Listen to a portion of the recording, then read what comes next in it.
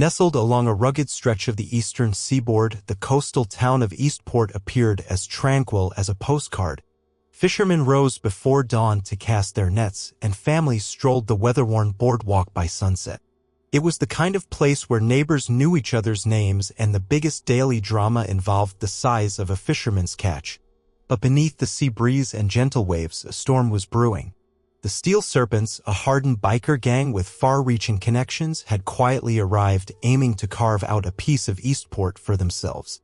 Most locals didn't even notice the danger at first. In a place where doors were seldom locked, fear was an unfamiliar visitor. That all changed the moment two serpents swaggered into a small diner perched at the water's edge. They expected easy intimidation. Instead, they found Commander Alexandra Mitchell, a highly decorated Navy officer who just wanted a peaceful cup of coffee. The confrontation that followed would ignite a domino effect, toppling a sprawling criminal empire and forever altering the town's sense of security. Join us as we step into Eastport's most unassuming corner, where one quiet woman's resolve to stand her ground would expose a $100 million smuggling operation and teach the Steel Serpents a brutal lesson. Because when you push too hard in a place that treasures its peace, sometimes the strongest person in the room is the one you never see coming. Quick pause before we continue. Welcome to Fabled Frames. Please tell us where you are watching from. Don't forget to subscribe because tomorrow's story is mind-blowing. The weathered, clapboard walls of Harry's Coastline Diner had withstood decades of storms. Perched on a rocky stretch of the eastern seaboard, the eatery looked unassuming. An old white building with blue trim and a battered neon sign that read Harry's in flickering script. It was a place where fishermen came for mugs of scalding coffee before daybreak, where locals ordered crab cakes and hush puppies on lazy summer afternoons, and where tourists trickled in for a taste of authentic coastal living. It wasn't the kind of place that typically attracted trouble, at least not the kind anyone would remember. Late afternoon shadows stretched across the gravel parking lot, which was mostly empty. The shrieking of gulls cut through the salty air as a solitary motorcycle rumbled into a spot near the back of the building. Then came another, tires kicking up dust, its engine snarling. They parked side by side, and two riders dismounted. Clad in leather vests that bore the snarling emblem of a coiled snake wrapped around a gear shift, they stepped off their bikes with an air of practiced menace. The words Steel Serpents were stitched in bold arcs on their backs. Inside, the diner lights were on, but the late afternoon hush still lingered. It was that awkward in-between time. Too late for lunch, too early for dinner, so the place was nearly empty. One booth was occupied by a couple of older men playing chess on the table between their plates of fried clams. A lone waitress, shoulder-length red hair pinned back, cleaned the counter. A cook clattered around in the kitchen, the sizzle of something frying filling the air. And in the corner, near the tall windows overlooking the rocky coastline, sat a single figure, a woman who looked entirely at peace with the world. Commander Alexandra Mitchell, though nobody here had reason to call her by that name, was nursing a mug of coffee. She was used to being overlooked. Her presence rarely announced itself. Her gestures were measured, her gaze keen, and her posture relaxed but poised. For the better part of 20 years, she had cultivated that careful stillness. In dress blues, she cut a striking figure on the decks of warships. But on a late afternoon in a seaside diner, wearing a simple gray t-shirt and jeans, with her short brown hair falling just above her shoulders, she looked like anyone else heading home from a long day. To the casual observer, she was just another traveler pausing for a quick caffeine boost. When the door opened to admit the two bikers, a hush descended. Even the cook paused at his sizzling station. The men stepped inside, steel-toed boots clomping against the scuffed linoleum floor. They took off their half-shell helmets and surveyed the place with a mixture of boredom and latent threat. "Welcome," the waitress said, pausing in her wiping. Her greeting went unanswered.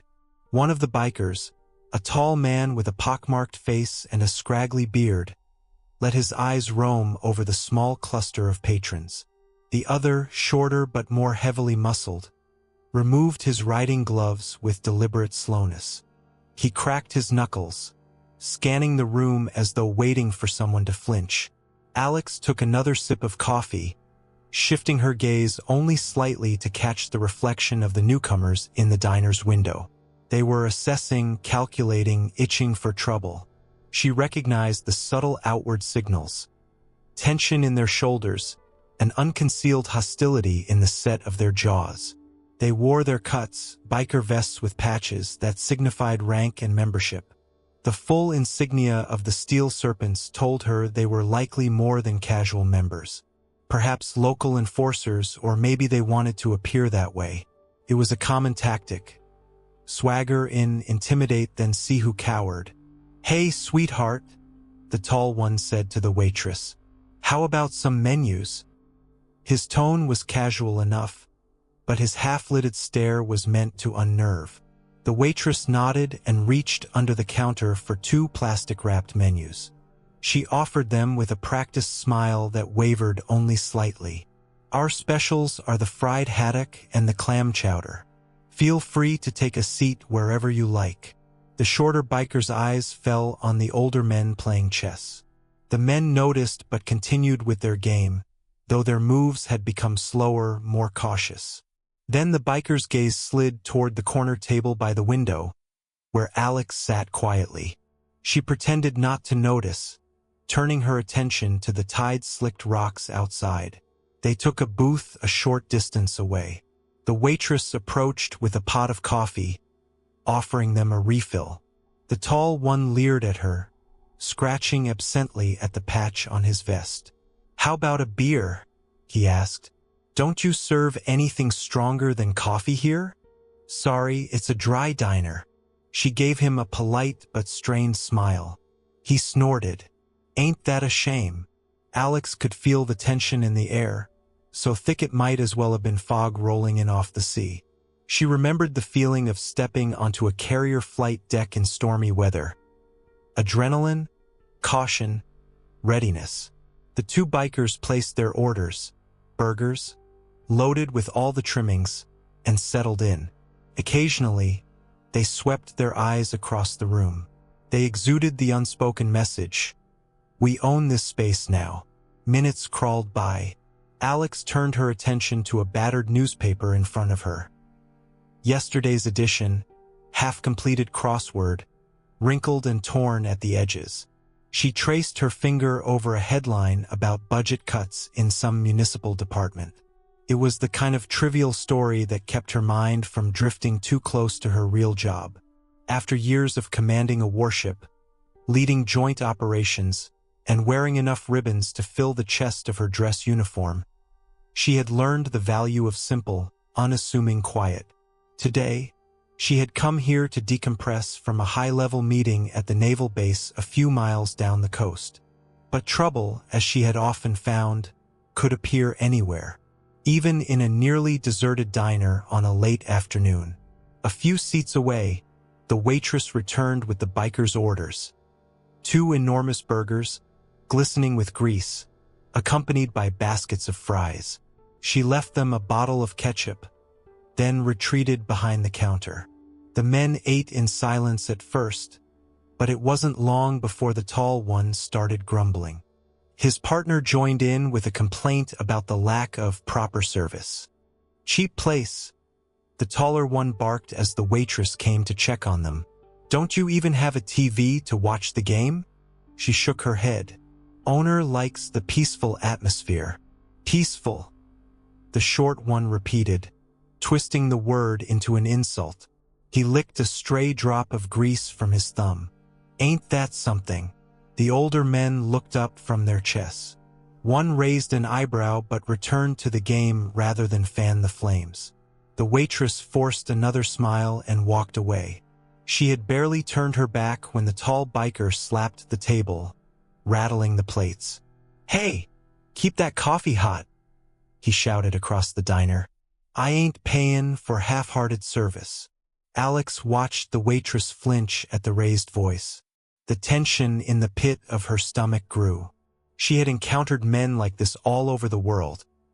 bullies who projected toughness to hide deeper insecurities, who tested the boundaries of every environment they entered.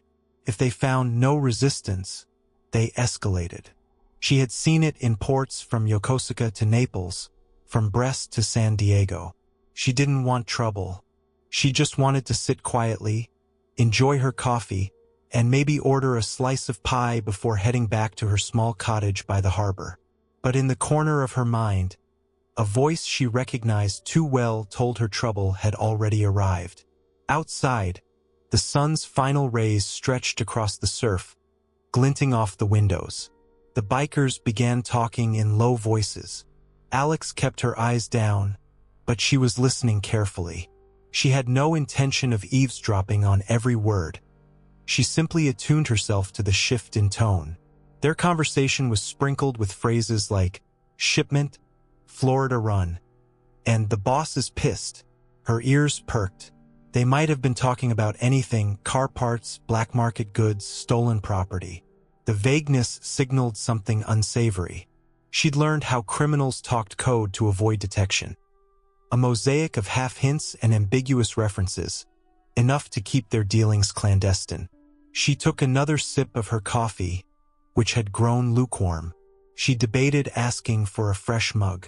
The older men playing chess seemed uneasy, shooting looks at the bikers whenever they murmured in sharper tones. The air now felt like a coiled spring. Even the cook in the back had gone quiet.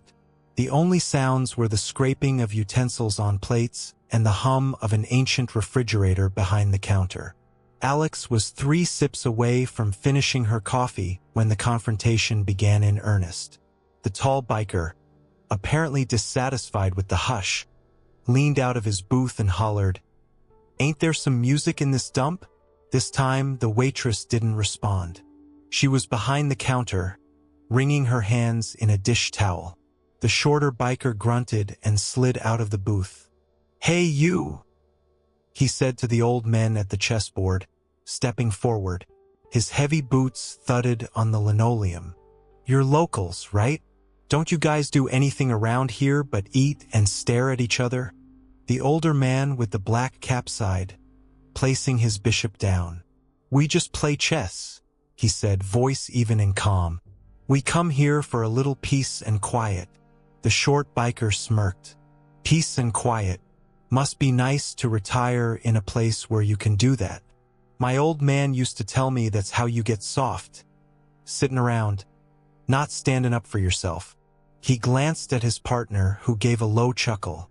"You ain't soft, are ya?" The man with the cap just shook his head. His friend, a wiry fellow with a neatly trimmed silver beard, stiffened but said nothing. That was apparently the wrong move. The shorter biker reached down and picked up a chess piece, a knight, and held it up. "This yours?" He tossed it in the air and caught it. Then he hurled it across the diner. It bounced off the corner of the counter and landed somewhere under a table. The older man's eyes narrowed, but he didn't move. If the bikers had been looking for a rise, they didn't get it. This annoyed them. The short biker clenched his jaw. "I asked you a question, old man." With a slight shake of his head, the older fellow said, "We didn't come here for a fight." The tall biker rose too, leaving a tip of fries scattered across the vinyl seat. He stepped up to his partner's side. Together, they cast a long shadow over the booth where the old men sat. The tension thickened. Even the gulls outside seemed to quiet, as if nature itself held its breath. Alex closed the newspaper and set down her coffee. She knew it was about to escalate. The normal her, the peaceful, off-duty side, wanted to avoid involvement. But the part of her that had led rescue missions in treacherous waters, that had commanded men and women in life-or-death situations, the part that had stared down warlords and terrorists, felt her pulse quicken. She glanced at the waitress, who stood frozen, her hand clutching the coffee pot's handle like a lifeline. Her eyes begged for someone to intervene. Yet nobody moved. Alex exhaled slowly, counting her breaths like her martial arts instructor had taught her decades ago. She glanced down at the empty coffee mug. She didn't want to get involved. But no one else here was going to stand up to these two. She could almost feel the entire diner bracing for what came next. "I think maybe you should let the gentlemen finish their game," Alex said, turning her head slightly, her voice calm but resonant enough to cut through the silence. The older men flicked their gazes toward her. The bikers, in the middle of looming over the old men, froze. Slowly they turned to Alex. The tall one sneered, letting his eyes wander over her like a predator sizing up new prey. "And who are you exactly?" Alex shrugged, as if she were more bored than concerned. "Just another customer." She spoke softly, no sign of bravado, as if she had simply requested more sugar. But the steel beneath her tone was undeniable. It drew the biker's attention away from the old men. The short biker laughed, stepping away from the booth. "You must be feelin' pretty bold. You got a problem with the way we talk to folks?" "Not at all," Alex replied.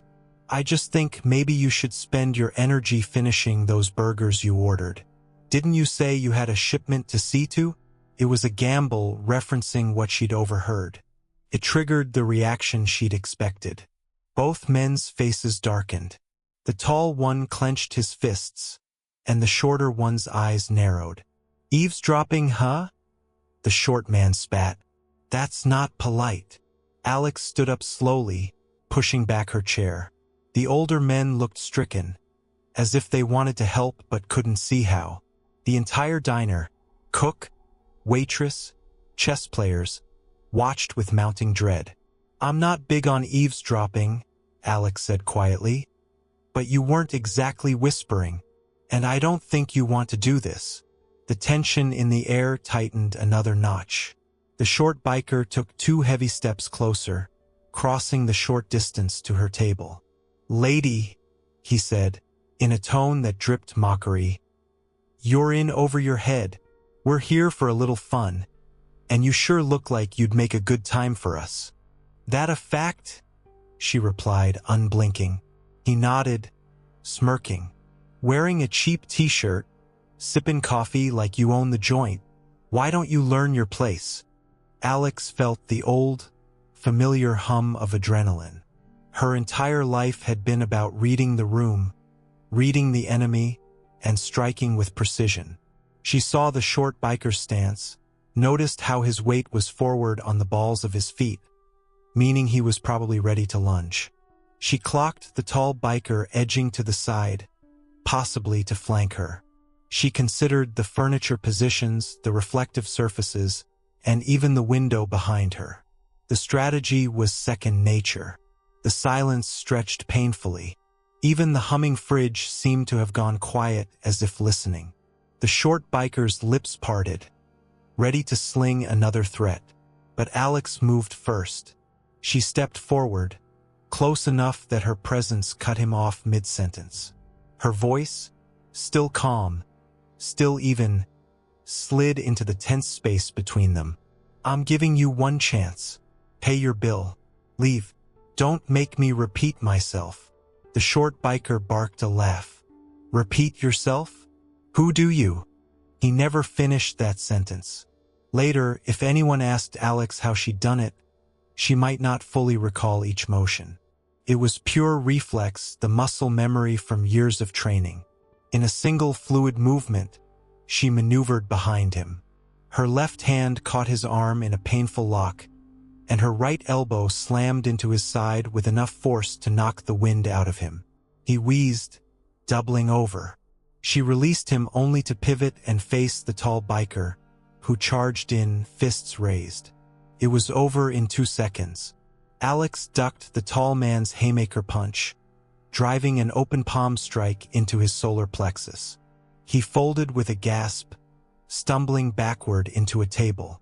She swept his feet out from under him, and he crashed to the floor in an ungraceful heap. The short biker, recovering from the blow to his ribs, attempted to rush her from behind. Without even turning her head, Alex shifted, hooking his ankle, and twisted him down to the ground. He landed face first, arms flailing. All around, the diner's patrons stared in shock. The entire confrontation had lasted under 5 seconds. 2 hardened bikers had just been handled by a single woman who hadn't even broken a sweat. The short biker coughed, attempting to stand, his face red and furious. The tall biker groaned on the floor. Alex took a single step back, posture relaxed but obviously ready to continue if needed. "Get up," she said quietly, her tone leaving no room for argument. "Get out of here." With a shaky hand, the short one grabbed the edge of a table and pulled himself upright. His furious eyes bored into her, but he was clearly fighting for breath. The tall one managed to stand, leaning on the booth for balance. For a moment, Alex wondered if they'd escalate further. She was ready if they did. But the short biker caught a glimpse of something in her eyes, something that made him hesitate. "You'll regret this," he snarled, spitting a bit of blood onto the floor. "We're Steel Serpents. You hear me? Steel Serpents. We don't forget." Alex didn't respond. She simply stood there, arms loose at her sides, letting her silence do the talking. The men, still in shock from being dispatched so efficiently, scanned the diner, perhaps noting how no one had rushed to their defense. The waitress hovered behind the counter. The 2 old men watched in awe. The cook peered from the kitchen doorway, holding a spatula in a trembling grip. Even the gulls outside seemed to hover mid-flight, watching the drama through the windows. Seething, the bikers stumbled toward the exit. The short one cast another venomous glare over his shoulder before he stepped outside. The door slammed shut behind them. In the sudden hush that followed, the only sounds were the bikers' motorcycles turning over, revving to life. Gravel spat as they roared away from the diner, their engines echoing in the distance until the sound faded into the lapping of the sea. Alex exhaled, letting the tension seep from her body. She turned to the stunned waitress, who still clutched the coffee pot, knuckles white. "Everything okay?" Alex asked gently. The waitress nodded, eyes wide. "Why, yeah, thank you. I didn't know what to. You handled it so fast." Alex inclined her head in acceptance. Then she retrieved her wallet, pulling out enough cash to cover her coffee and a generous tip. She set it on the table, leaving a couple extra bills. Something in her told her to pay quickly and leave before the shock wore off. She'd become used to slipping away after stepping in, letting the local authorities handle the rest. Except this time, the next steps would prove far more complicated than a scuffle in a diner. Because those 2 bikers had no idea who she was, not really. They didn't know they had just threatened one of the most decorated officers in the history of the United States Navy. Or that, with their spiteful vow of vengeance, they had unknowingly stepped into a far more dangerous game. As Alex left, the hush in the diner cracked. The waitress asked if she was sure she didn't want to stay for dinner, on the house, for her trouble. Alex smiled politely, shook her head, and said she was all set. Outside, the twilight painted the horizon in shades of orange and purple. She walked calmly to her car, an unremarkable sedan. As she slid behind the wheel, her mind buzzed with the possibility that the bikers might be waiting down the road. Part of her was ready for that. But another part, the part that had studied their insignias, remembered the name Steel Serpents, suspected the entanglement might run deeper. She had an eerie sense of finality, as if the confrontation in the diner was only an overture to a longer symphony. Pulling onto the highway, Alex glanced at the horizon. She thought about the conversation she'd overheard. Shipments, Florida runs, a pissed-off boss. She thought about how easily men like that could terrorize a small coastal town. She thought about the old men playing chess. She thought about the waitress, who had looked so desperately thankful. And she thought about the vow of vengeance, the threat laced with biker bravado. "Steel Serpents," she repeated quietly as she drove. Her instincts told her that the day's events were going to have consequences. Men like that didn't let insults slide, and criminals of that nature had bigger fish to fry. People who smuggled shipments and worried about some boss might be connected to far more dangerous networks. She had no illusions. Confronting them had been the right thing to do, but it might also bring a storm to this quiet shore. As the last rays of sunlight faded, Alex felt a mix of calm and foreboding. She'd never been one to run from a challenge. If they came after her, she'd be ready. She just hoped it wouldn't spill over and endanger innocent people. But her gut told her differently. She felt the pulse of approaching chaos.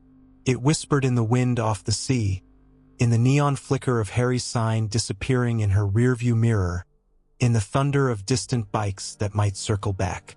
She might have left the diner physically, but the seeds of a dangerous confrontation had been planted in that quiet corner by the window. And those seeds were about to grow into a tangle of violence, smuggling, and corruption that would shake the entire coast. Unaware of just how vast the criminal network behind the Steel Serpents truly was, Alex drove on, an unsuspecting heroine at the threshold of a conflict that would soon engulf everyone around her. A new day was coming, one where she would stand, once again, not merely as a silent woman sipping coffee in the corner, but as Commander Alexandra Mitchell of the United States Navy, forced to use every ounce of her training and courage to confront a darkness that lurked beneath the serene waves. The next morning, the sun rose lazily over the coastal town of Eastport, illuminating rows of clapboard houses and a tidy harbor bobbing with fishing boats. A cool breeze carried the scent of salt and seaweed, and early risers were already bustling about the marina, inspecting nets and gear in preparation for the day's catch. White gulls circled overhead, diving occasionally to snap up a stray morsel. Despite the picturesque calm, beneath the surface there was an undercurrent of unease. The rumor mill had been grinding since the previous night. Word traveled fast in a small town. The confrontation at Harry's coastline diner, the two men in biker vests, the single woman who dispatched them in seconds, was on everyone's lips. Most retellings were second-hand at best, colored by the typical embellishments. By dawn, the story ballooned into a near legend. Some said she was a martial arts master, others whispered she might be CIA or FBI, or maybe even an assassin on the run from her past.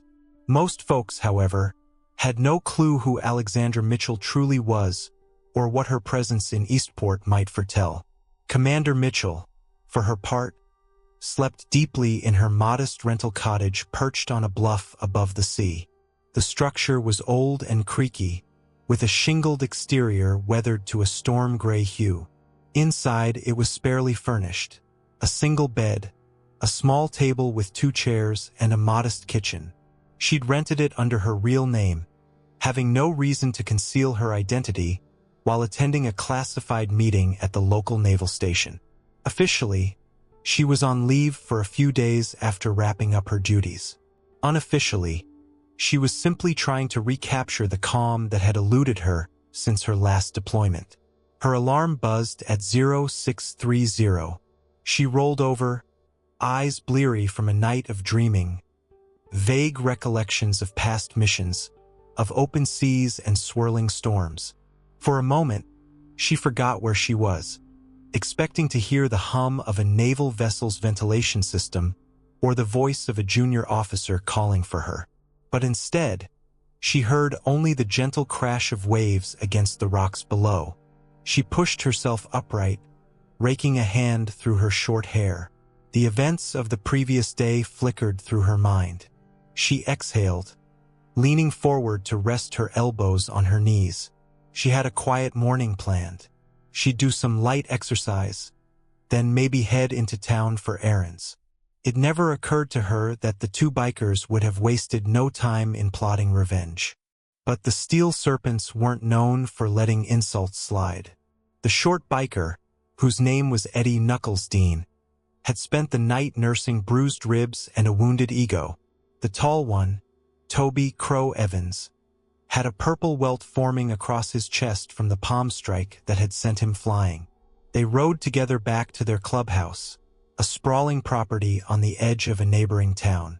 The place was a converted warehouse that doubled as a tattoo parlor and bar, with a chain-link fence and the club's emblem painted in menacing detail across the corrugated metal wall. Inside, the music was loud, the lighting poor, and the smell of stale beer and smoke clung to the air. Eddie raged about the woman who sucker-punched them, telling everyone within earshot that she was some freak of nature. Toby insisted that they had her in their sights until she got lucky with a cheap shot.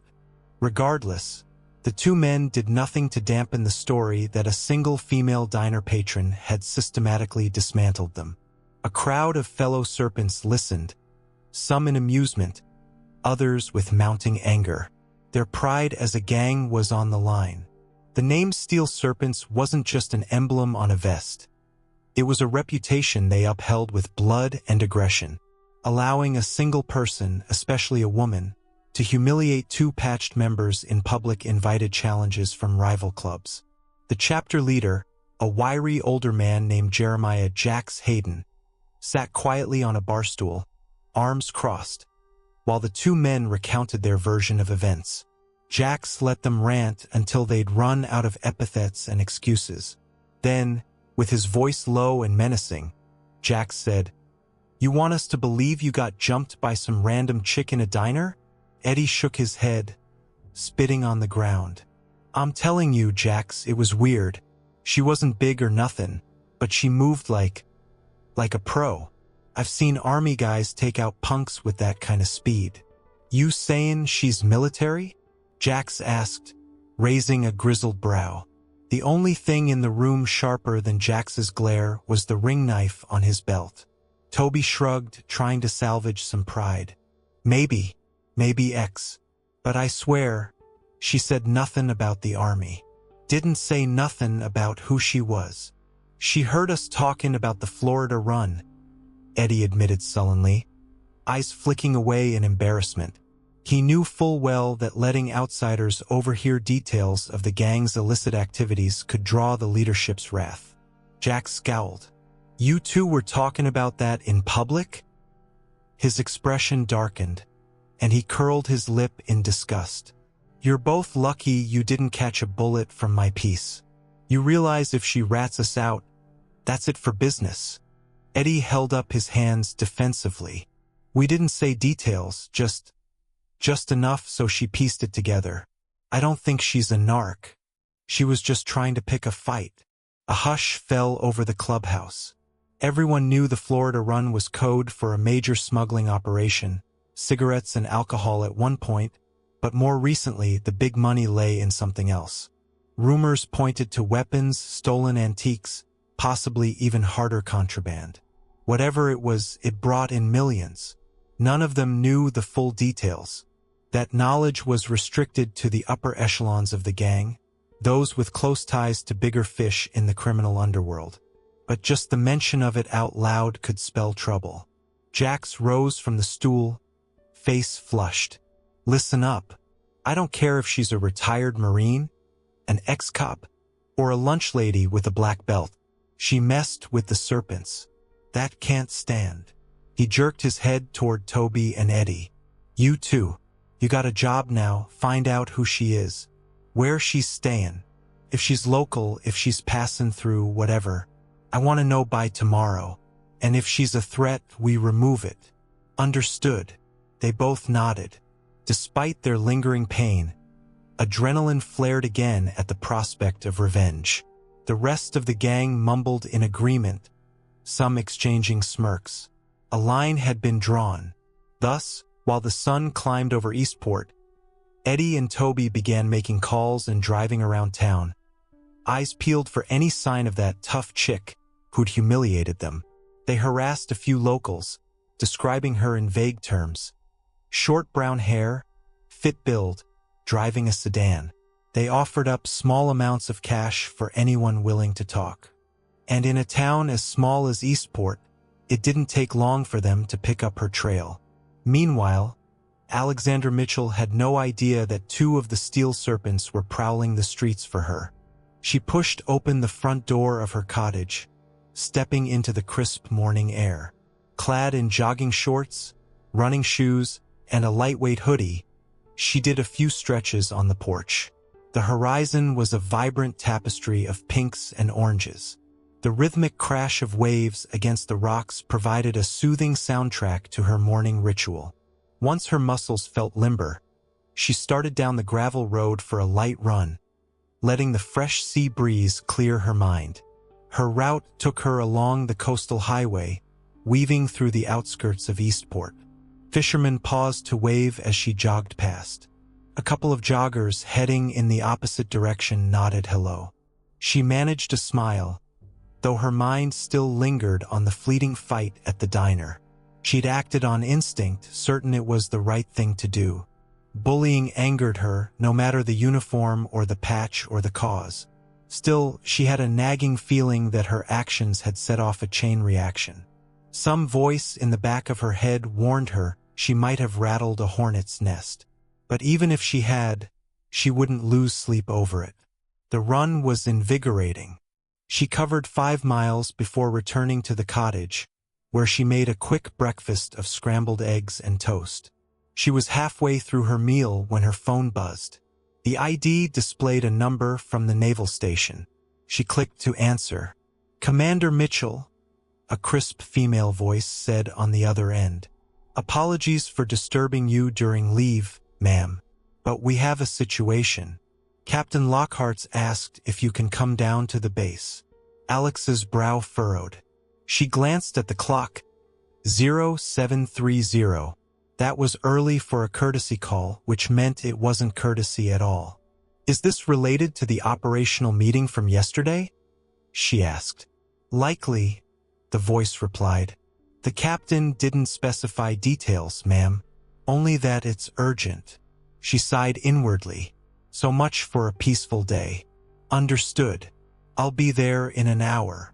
After she hung up, she pushed her breakfast aside and changed into a crisp polo and khakis. As she did, her thoughts returned briefly to the bikers. She felt a twist of annoyance. They'd overshadowed her morning with worry, no matter how fleeting. Dismissing the feeling, she grabbed her keys and stepped out to her sedan, mentally switching gears to a more pressing concern. If Captain Lockhart needed her, it might involve some sensitive intelligence from a joint operation or a potential threat along the eastern seaboard. She was no stranger to clandestine briefings, yet the timing felt off. By 0830, she was driving through the steel gates of the naval station.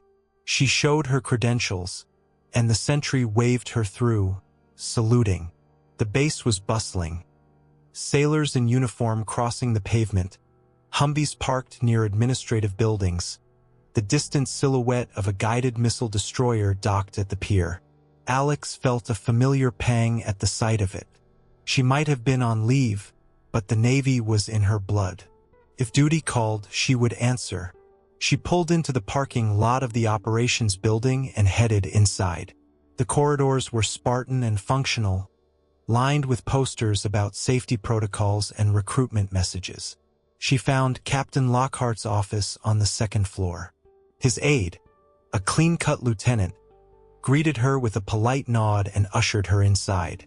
Captain Bernard Lockhart was in his early 50s, with a thinning crop of gray hair and a reputation for calm leadership. He stood when Alex entered, gesturing for her to sit.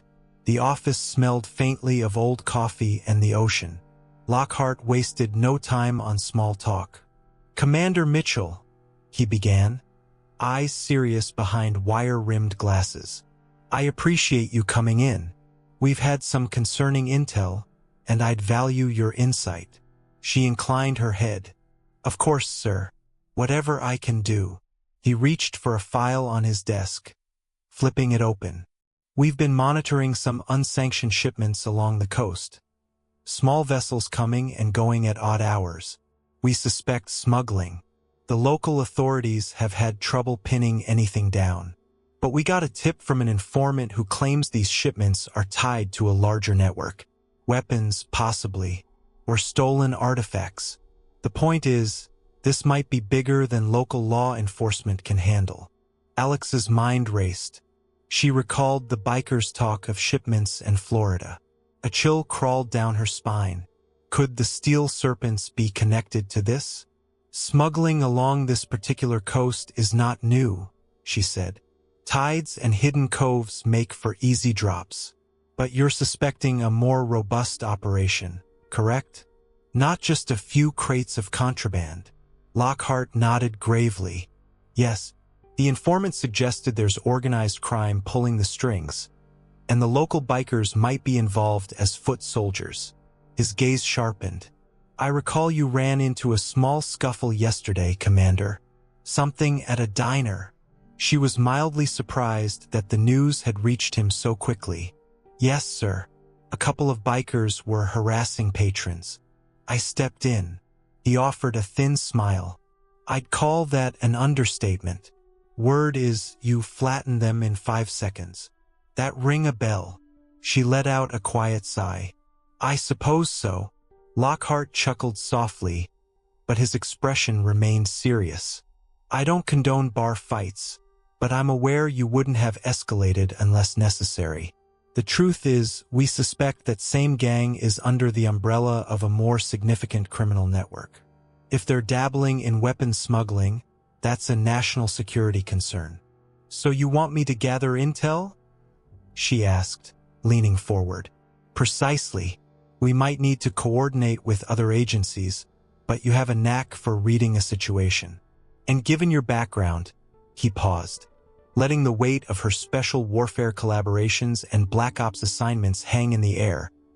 You understand how to conduct a covert assessment without spooking them. Alex nodded slowly. It wouldn't be her first time doing ground-level intel work. Usually, she operated at higher echelons, leading ship deployments, strategic planning. But she had enough field experience to know how to blend in and sniff out hidden operations. Yet, she also knew this would put her directly in the crosshairs of any criminals behind the smuggling. Lockhart sighed, tapping a pen against the folder. We're not making this official yet. That means no direct chain of command oversight. This is a discreet request for assistance. Understand? Understood, sir. He offered a grateful nod. Report to me anything you find. I'll loop you in on any developments from our side. And Commander, he added, voice dropping to a softer tone, be careful. If these smugglers are dealing in high-value contraband, they won't hesitate to use violence. She stood, saluted. I'll keep my eyes open, Captain. As she left Lockhart's office, her mind buzzed with possibilities. The memory of the biker's words about a shipment aligned too closely with the intelligence Lockhart had just described. She had stepped into the ring with the Steel Serpents without knowing the size of the beast she was poking. Now, it appeared the beast was far larger than she imagined, and not limited to just a local gang. If the rumor about a boss in Florida was correct, they might be part of a multi-state or even international network. Driving away from the base, Alex felt a swirl of conflicting emotions. Concern for the locals, the old men playing chess, the waitress who'd been terrified. A sense of duty to protect the town from a violent gang, and a quiet thrill that came from being engaged in a mission with real stakes. This was no longer a random scuffle in a diner. It was the start of a covert investigation that might expose a smuggling empire. Meanwhile, Eddie and Toby were circling Eastport's narrow lanes, asking pointed questions about a woman with short brown hair, strong build, who'd driven off in a sedan. A few people had seen her, but none recognized her as a resident. The gossip was rampant, but clear leads were scarce. They learned only that she rented a cottage on a bluff outside of town. By late morning, the two men parked their bikes near the local grocery store, scanning the street. Eventually, a clerk taking a smoke break let slip that a woman matching their description had stopped in the day before to buy a few essentials. Eggs, bread, coffee. She'd paid with a credit card. Name on it was A. Mitchell. The clerk shrugged when asked for an address, but Toby pressed for more details. That's all I know, the clerk insisted. But she asked if we had fresh seafood, and I told her about the fish market near the harbor. That's it. It was enough for them to keep hunting. They cruised past the fish market, the harbor, even lingered outside the diner, hoping to find her car. All the while, a flicker of fear lingered in Eddie's mind. If she fought like that, was it worth tangling with her again? But the thirst for revenge overshadowed caution. Pride demanded retribution, and the orders from Jax were clear. Find her. The day wore on. Alex, on the other hand, spent the afternoon quietly canvassing the outskirts of Eastport. She visited a local bait and tackle shop, talking casually with the owner, asking if he'd seen any suspicious boats. She stopped by the harbor master's office, inquiring about unusual vessel traffic. Some folks opened up, others stayed tight-lipped. But a pattern emerged. Late-night departures, unmarked vessels docking briefly, and occasionally, a group of leather-clad men showing up to load or unload crates. The descriptions matched the Steel Serpents. Each new piece of information confirmed that these were no small-timers. The crates were often transferred to trucks under cover of darkness. Their contents remained unknown, but rumors abounded. Stolen art, maybe. Some folks swore they saw rifles. Others reported only small packages, perhaps expensive contraband like prescription drugs bound for the black market. Whatever it was, the shipments were frequent and well-coordinated. Returning to her cottage in the late afternoon, Alex parked her sedan and walked around to the small porch. She carried a few groceries, intending to make a simple dinner. As she turned the key in the lock, her instincts prickled. Something felt off. She paused, scanning the surroundings. The distant crash of waves, the gulls overhead, the salt breeze. Nothing appeared amiss, but the hair on the back of her neck stood on end. She'd survived too many close calls to ignore that primal warning. Quietly, she set down the grocery bag. She pulled her phone from her pocket, pretending to glance at it while actually surveying the area in the reflection of its screen. The small parking area behind her was empty, except for her sedan. The bushes lining the property rustled in the wind. Then, in the corner of the reflection, she saw a faint movement near the side of the cottage. Her muscles tensed. She turned the doorknob as if about to enter, then pivoted at the last second, moving quickly around the side of the house. A startled yelp greeted her as she came face to face with Eddie, the short biker. He was crouched under a window, apparently attempting to peer inside. His eyes went wide with shock. Without hesitation, he lunged forward, swinging a short length of pipe. She sidestepped, blocking his forearm with a sharp chop. The pipe clanged against the house's siding. She recognized him immediately. "You again," she said, voice cold. Eddie growled, launching another swing. She ducked, grabbed his wrist, and twisted until he cried out and dropped the makeshift weapon. He staggered back, cradling his arm. You messed with the wrong club," he spat. Before she could respond, Toby emerged from behind the corner, brandishing a knife. He lunged. Alex released Eddie's wrist, pivoted, and kicked Toby's hand. The knife tumbled into the gravel. Toby howled in anger. Eddie made another attempt to tackle her from behind, but she was too fast, slamming the back of her fist into his jaw. He stumbled, cursing. By now, Toby had recovered his knife. Blood trickled from a split lip. His eyes burned with hatred. "You got lucky once," he hissed, circling her. "You think you're tough? You're gonna regret this." Despite the threat, Alex stayed focused. Her training kicked in, scanning for the next move. The yard was cramped. Tall shrubs near the cottage, little space to maneuver. But that also meant their angles of attack were limited. She knew how to exploit that. Toby lunged again, aiming for her ribs.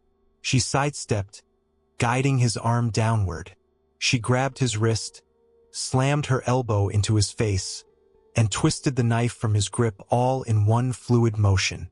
He collapsed to his knees with a groan. At the same time, Eddie recovered enough to let out a battle cry and charged. She spun, hooking his leg. He tripped, sprawling face first into the gravel. For a second, all went silent except for the ragged breathing of the two men, the wind in the pines, and the pounding of her heart. She stood over them, adrenaline coursing through her veins, the stolen knife clutched in her hand.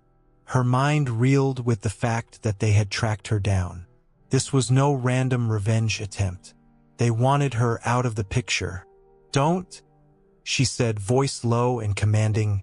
"Move." Eddie groaned, spitting dirt.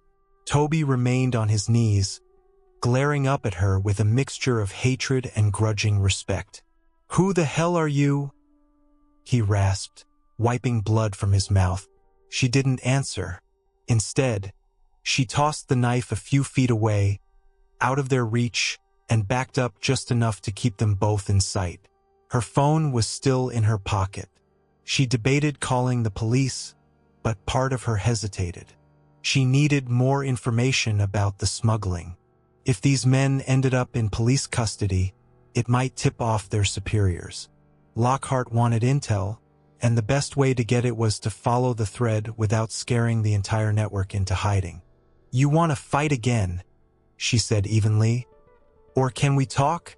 Eddie rose shakily, refusing to meet her gaze. Toby still glowered. "We ain't talking to you," he snapped. "You think this is over?" She stared at them, unflinching. "If you come after me again, you'd better hope you bring an army next time." The threat was quiet, lacking bravado, which made it more chilling. "Now get out of here before I change my mind about calling the cops." The men hesitated, exchanging uncertain looks. Pride battled with self-preservation, but ultimately they backed away. Toby scooped up the knife, and Eddie cast one last murderous glance at her. "You'll regret this," he muttered. They stomped off toward the narrow driveway, presumably to the bikes they had stashed out of sight. Alex waited until she heard the distinct growl of motorcycles fading before she exhaled, a long and steady release of tension. This confirmed her suspicion. The Steel Serpents were after her. And if Toby and Eddie had found her so quickly, it meant the gang's resources were considerable. They had watchers, informants, or simply enough members scattered around town to flush her out. She glanced around, verifying that neither man had left anything behind. No, they weren't that sloppy, but their attempt to ambush her here meant the conflict was escalating. She pocketed her phone and retrieved her groceries from the porch. An uneasy thought gnawed at her. If she continued her quiet investigation, she would likely provoke more attacks. But if she went entirely public, it might spook the real players behind the smuggling ring. One thing was certain. She couldn't simply ignore it. The next confrontation might not be as tidy. Stepping inside, she locked the door and set the groceries on the kitchen counter. The realization that these men were part of a larger criminal empire, not just a couple of rogue bullies, solidified her resolve. Captain Lockhart needed actionable intel, and she intended to get it. In the meantime, the Steel Serpents had painted a target on her back. That evening, as the sun slipped beneath the horizon, the cottage felt less like a peaceful retreat and more like a vulnerable outpost on a dangerous frontier. Alex gazed out the window at the endless ocean, searching for clarity in the rolling waves. Tomorrow, she would begin a deeper dive into the Steel Serpents' operations. She needed to find a link to the shipments, follow that link to the top, and unravel the smuggling empire from within. Quietly and carefully, outside, the wind whispered through the pines, and dark clouds gathered overhead. A storm was coming. Not just a shift in the weather, but a gathering tempest of violence and retribution. Alex stood at the threshold of it, knowing full well that once the storm broke, there would be no going back to peaceful anonymity. She had made her stand, and she'd do it again.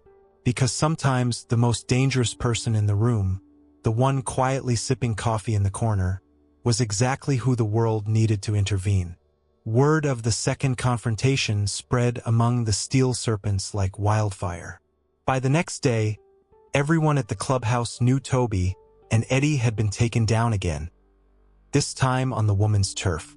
The revelation sparked a mix of anger, ridicule, and a jolting fear that maybe, just maybe, they'd tangled with the wrong person. For some of the rank-and-file members, the thought of an outsider, especially a woman, repeatedly humiliating their own, bordered on the unthinkable. They demanded retribution. Others counseled caution. If she really was ex-military or something more dangerous, they risked drawing law enforcement heat or even federal agents onto the gang. Jax, the chapter leader, listened to both sides with a scowl. It was dusk, and the clubhouse was awash in the glow of neon signs. The bar area reeked of beer, sweat, and stale cigarette smoke. Toby and Eddie stood before Jax, recounting how she'd disarmed them in seconds. Not only that, but she'd evidently had no fear of them whatsoever. Jax drummed his fingers on the bar, his weathered face twisting into a frown. "So," he said in a low growl, "you're telling me that you brought a knife and a pipe, snuck around her house, and still got your asses handed to you?" Toby's cheeks reddened. "She's not normal, Jax. I don't know if she's a professional fighter or what, but we couldn't lay a finger on her." Eddie's bruised face flared with anger. "We just need more men. Surround her. She can't take all of us." Jax snorted.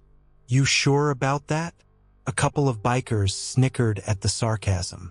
Jax shot them a withering look, shutting them up. He turned back to Toby and Eddie. "We do an all-out assault, you can bet the cops get involved. And with all those Florida runs, we can't afford the heat. We gotta be smarter." He turned to a man leaning against a nearby pool table, a tall, lean figure in a half-zipped leather jacket with dark hair slicked back. This was Connor, the Serpent's local enforcer and unofficial problem solver. Where Toby and Eddie were hot-headed, Connor was cool and methodical. "Connor," Jax said, gesturing him over, "I want you to handle this. Quietly.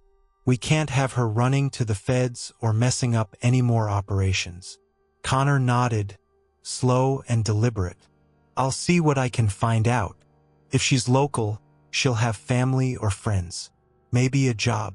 Pressure points we can use." Eddie opened his mouth as if to object, but Jax silenced him with a glare. "You two messed up twice. Time to let a professional step in." Connor smirked. "Don't worry, boys. We'll fix this. Now get out of here. You look like you could use some ice packs." As Toby and Eddie slunk away, the tension in the clubhouse remained thick. Everyone was on edge, half an ear tuned to the rumor that law enforcement might already be sniffing around. None of them knew just how large the entity behind the Florida runs truly was, only that the money kept rolling in, and ignoring orders from the top was not an option. The gang was the local muscle, tasked with ensuring safe passage for the contraband that arrived by sea. But if the operation felt threatened, the real powers behind the scenes might decide the Steel Serpents were liabilities. Jax had no intention of letting that happen. Connor pulled Jax aside. "If she's as tough as they say, we need an angle. You got anything else on her?" Jax shook his head. "Just that she showed up a couple days ago at that diner, probably renting a place in Eastport. Her name might be Mitchell, but that's not confirmed. No other details. She didn't talk much." Connor frowned. "I'll take a ride through Eastport, make some phone calls. If she's ex-military, I'll check with a contact who can look up service records. Maybe we'll get a match." "And Connor," Jax said, lowering his voice, "if she's a real threat, take care of it. Fast." Connor's lips curved into a cold smile. "You got it." Across town, Alex sat in her car outside a small brick building with a dusty sign that read, "Law Offices of Leonard and Son." Night had fallen, and the street was quiet except for the hum of street lamps. She'd spent the day gathering more intel, discreetly questioning a few shop owners and fishermen. One name kept popping up: Randolph "Randy" Leonard, a local attorney rumored to be on retainer for less than reputable clients. If anyone in Eastport knew the secrets behind the Steel Serpents, it might be the lawyer who bailed them out whenever they got in trouble. She had come to observe the office from a distance, watch who came and went. It was a small building with only one visible entrance. The windows were dark, but a single lamp illuminated the interior. She considered approaching him directly, but that might spook him. Instead, she planned to observe, gather patterns, and determine who visited. With any luck, it might lead her one step closer to the shadowy boss behind these smuggling runs. Her phone buzzed. She glanced down at the screen. A text from Captain Lockhart's aide asking for an update. With a sigh, she typed back, "No new major developments yet. We'll keep you posted." She hesitated, then added, "Potential infiltration of local attorney. Gathering evidence." She pressed send and slid the phone into her pocket. She didn't want to blow the lead, so she'd keep the details vague for now. 10 minutes later, a figure approached the law office from the opposite sidewalk, tall, wearing a black hoodie. He paused, glanced over his shoulder, then slipped into the building. Alex watched carefully but couldn't see the man's face. Her instincts told her it was probably a courier or someone with business after hours, possibly even a client with urgent legal trouble. She waited, engine off, lights out, mentally cataloging the time and circumstance. If this was related to the Serpents, the figure might be delivering hush money or instructions from the big boss. Time dragged on. No one else came or went. After half an hour, Alex decided she'd gleaned all she could from this stakeout. Tomorrow, she'd check if any local records connected Randy Leonard to the Steel Serpents in property dealings or bail postings. While the bikers had to have legitimate fronts, they might slip up in their paper trail. She started the engine and pulled away, heading back to the cottage. The events of the past 2 days weighed on her. She was worried about reprisal. Toby and Eddie's attempt to corner her at home proved the Steel Serpents were done playing cat and mouse. She kept scanning the rearview mirror, alert for headlights that might be tailing her. Fortunately, the drive was uneventful. But at the crest of the hill near her cottage, she saw something that made her heart clench. A single motorcycle parked on the shoulder, its rider nowhere in sight. She slowed, scanning for signs of an ambush. The night was still. No second bike, no car. Just that solitary machine. Careful, she thought. She stopped her sedan a safe distance away, headlights illuminating the deserted road. Her senses strained for any hint of movement. Suddenly, a figure stepped into view from the shadows of a tall pine. It was a man in a half-zip jacket, probably in his early 30s, with dark hair slicked back. He raised his hands to show he was unarmed, or at least not obviously holding a weapon. Alex felt a jolt of adrenaline. If this man was a serpent, he'd chosen a peculiar approach. Standing in the open, waiting to be seen. She flicked on the high beams for a moment, forcing him to shield his eyes. Then she lowered them, stepping out of the car carefully, mindful of the distance between them. "Something I can help you with?" she called, keeping her voice steady. He lowered his hand, revealing a faint smirk. "Could say that," he replied, voice carrying easily in the still air. "I'm looking for Alexandra Mitchell." Her guard went up. Only a few people in town knew her full first name, and none of them were in the Steel Serpents as far as she was aware. "You found her," she said, stepping forward, but not too close. "Who are you?" He spread his arms in a conciliatory gesture. "Name's Connor. I represent some concerned parties." She tensed, scanning his stance. He looked relaxed, but something in his eyes spoke of calculated confidence.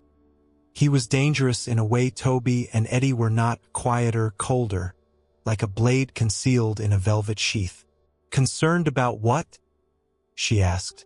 Connor let out a short laugh. "Let's not pretend. You've had a run-in with my associates. Toby and Eddie can't stop raving about you. Word is you're ex-military. Navy, maybe. We want to ensure there's no misunderstanding about your intentions in Eastport." Alex studied him, her posture unyielding.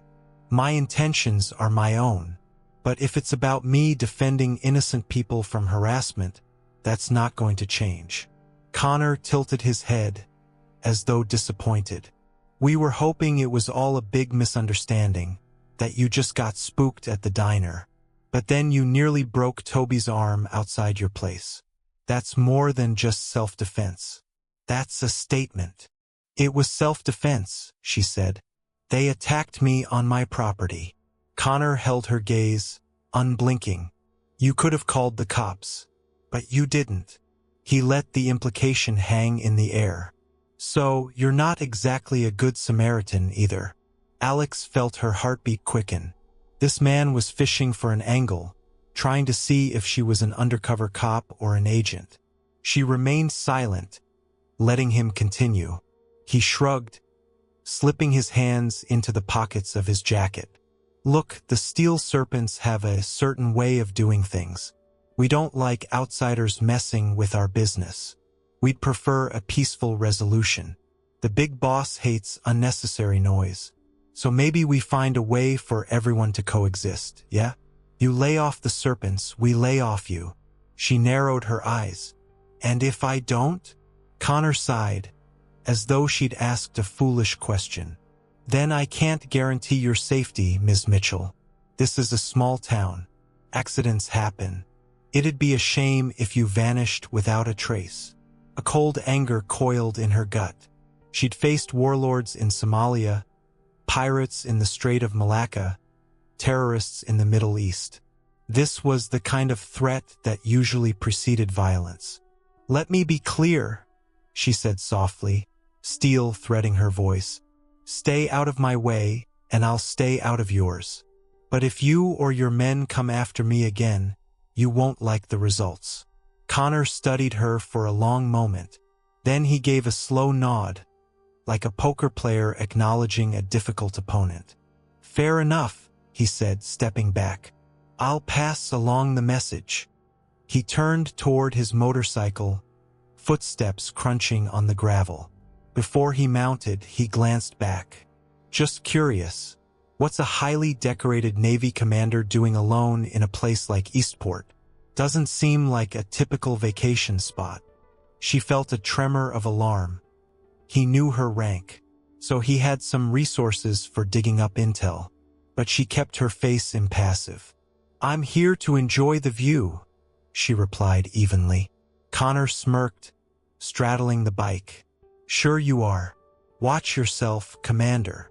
He kicked the engine to life, the roar splitting the silence, then peeled away into the night.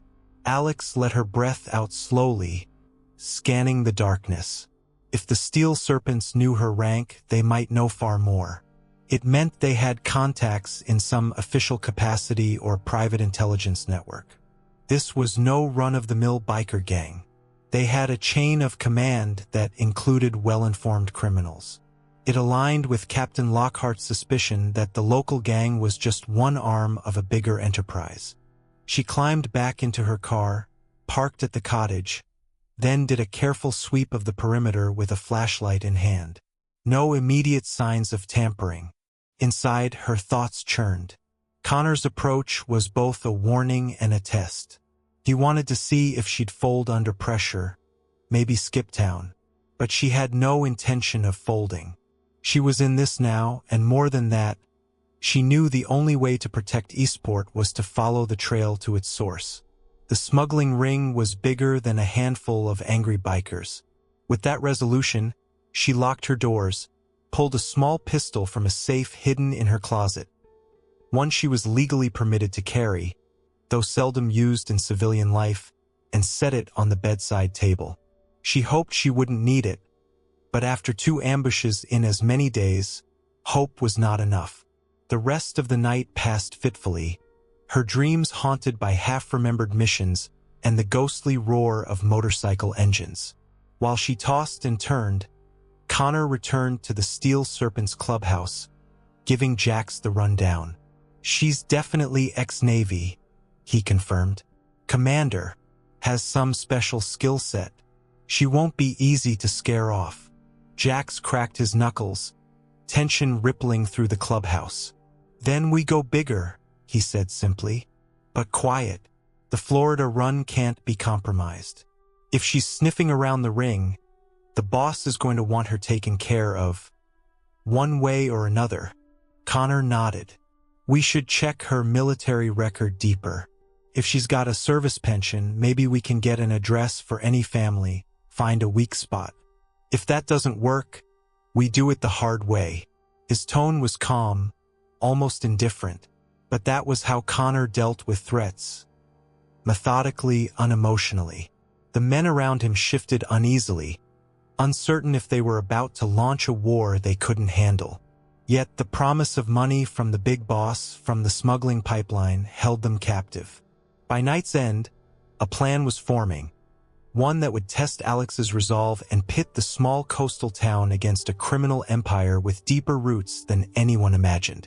100 miles south, across winding highways and swampy terrain, a sleek black SUV pulled into a gated mansion. It belonged to a man known only by his underworld moniker, Kingfisher. If the Steel Serpents were the foot soldiers for the Florida run, Kingfisher was the general.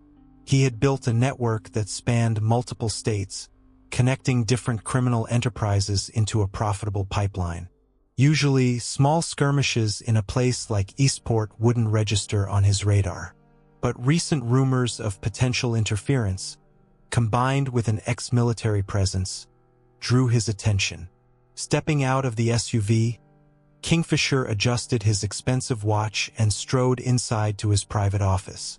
His phone buzzed, a secure line to one of his lieutenants. The conversation was brief but conveyed the essentials. A female Navy commander was snooping around, the local biker crew was compromised, and the next major shipment was at risk. "Tell the Serpents I expect results," Kingfisher said, voice cold as ice. "One person is not going to derail a $100 million operation. If they can't handle it, I will." He hung up, gazing out the window at the manicured lawns and the placid lake behind his estate. A single figure could cause chaos if she was a professional. He'd seen it before, special ops types derailing entire supply lines. For his smuggling empire, secrecy was paramount. Any whiff of federal investigation could bring the whole structure crashing down. He refused to let that happen. Back in Eastport, Alex had no idea that the wheels were already in motion from the highest rungs of the smuggling network. She only knew that each moment she remained, the storm clouds gathered closer. She wasn't afraid. No, if anything, the challenge steadied her nerves. She'd faced worse odds at sea, under gunfire and with the lives of her crew on the line. She had no illusions this was going to be a fight. The question was, who would strike first? Morning broke over Eastport with a hazy sun peeking through low-hanging clouds. The overnight humidity lingered, promising a warm day ahead. Alex woke early, as was her lifelong habit, and did a quick set of push-ups and sit-ups to clear her groggy mind. She thought back to the man named Connor and the subtle menace in his voice. She suspected that if they came for her again, they'd come hard and fast. She wondered if she should alert the local police. Yet she hesitated. The local force might be compromised. Small-town departments sometimes had moles, and the scope of the smuggling ring suggested corrupt tendrils reaching everywhere. Plus, if she openly involved law enforcement, it could force the smugglers to go underground. She headed to the shower, mentally revisiting her plan for the day. Gather more info on Randy Leonard, check the local county records for any suspicious property holdings, and discreetly recon the areas near the docks at night. It was a lot to handle solo. Ordinarily, She'd rely on a small team of specialized operatives. But with the need for secrecy high and official channels murky, she had to be resourceful. By 0830, she was at the county clerk's office, located in a stately old brick building downtown. The interior smelled of dust and aging paper. She offered a polite smile to the clerk at the front desk, an older woman with kindly eyes framed by reading glasses. "I'm looking for property transaction records," Alex said. "I'm considering investing in local real estate." The clerk gave a polite nod. "Certainly, dear. Do you have a specific address in mind?" "Not exactly. I'd like to see if there are any commercial warehouses near the docks that have changed hands recently." The clerk raised an eyebrow but said nothing. She led Alex to a row of file cabinets, explaining how to navigate the records. After a half hour of searching, Alex discovered several recent transfers, but one stood out. A waterfront warehouse bought 6 months ago by an LLC called Black Marlin Investments. She recognized the name from her conversation with the harbor master, ships docking at odd hours near the Black Marlin facility. She jotted down the details. Next, she checked the local lawyers. Randy Leonard's name popped up as the closing attorney for that real estate deal. Bingo! A direct link between Leonard and the suspicious property. She carefully made photocopies of the relevant documents. They listed an address for Black Marlin Investments that traced back to a larger firm in Florida. The paper trail was hazy, but it further confirmed the multi-state operation Lockhart feared. As she left the clerk's office, Alex felt a surge of adrenaline. She was getting closer. The more she exposed, the more certain she became that the Steel Serpents were just a front. The real power lay in Florida with wealthy backers like Kingfisher. If she could find evidence tying the shipments to that waterfront warehouse, it might trigger a federal task force. But she needed proof, not just hunches. Walking down the sidewalk, she spotted a reflection in a storefront window. Someone was following her. She caught a flash of dark clothing. Her pulse quickened, but her pace remained even. She continued forward, turning a corner. When she risked a glance back, she saw a woman with spiked hair, wearing a leather vest. A female biker, possibly a lookout. The woman paused, clearly caught off guard by Alex's direct gaze, then ducked into a nearby shop. Alex frowned. The Serpents had apparently deployed more than Toby and Eddie. Connor's calm approach might have been the front door, but the gang was surveilling her from the shadows. She decided to loop around the block, see if the tale persisted. Sure enough, the woman reappeared half a block behind, trying to blend in with pedestrians. Alex suppressed a sigh. She could confront her, but that might trigger a public scene. Instead, she slipped into a crowded cafe, ducked through the side exit, and crossed the street behind a line of parked cars. By the time the biker realized she'd lost her, Alex was already gone. Now on a quieter street, Alex pulled out her phone. If the Serpents had stepped up their pursuit, she needed to notify Captain Lockhart. But first, a more pressing matter weighed on her. She wanted to see if she had any old contacts in naval intelligence who might help cross-reference Black Marlin Investments or the Florida-based Kingfisher. She scrolled through her list of secure numbers, pausing at one labeled only S. Ramus. Lieutenant Commander Sophia Ramus was a cryptologic intelligence officer with whom Alex had worked on a previous mission. Maybe she had access to the database that could yield a deeper background check. Alex found a secluded corner near an alley, punched in the code for a secure call. The phone rang several times before Ramus answered, her voice crackling with curiosity. "Commander Mitchell, this is unexpected. I thought you were off the grid." "Hello, Sophia," Alex said softly, checking her surroundings. "I need a favor. Unofficial. Can you run a name for me?" Ramus's tone turned cautious. "I can try, but it depends on the classification." "What's going on?"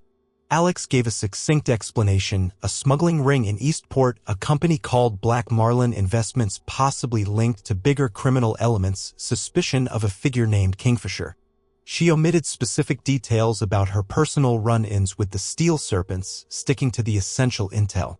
Ramus listened without interruption. "All right," Ramus said after a pause. "I'll check some open-source data, see if I can cross-reference any law enforcement bulletins or flags." But if you need me to go deeper, accessing restricted databases, I'll need official clearance. I can't get that yet, Alex admitted. It's strictly hush-hush. Captain Lockhart and I want to avoid tipping off the smugglers. If that changes, I'll let you know. Ramus sighed. Understood. Text me the info. I'll do what I can. They ended the call. Alex texted the names and LLC details, then tucked her phone away. She exhaled, leaning against the alley wall. Step by step, she was putting together a puzzle. Meanwhile, the Serpents were closing in, and she sensed she was running out of time before something drastic happened. She decided to pay Randy Leonard a direct visit. Subtlety had its limits, and maybe she could glean more face-to-face.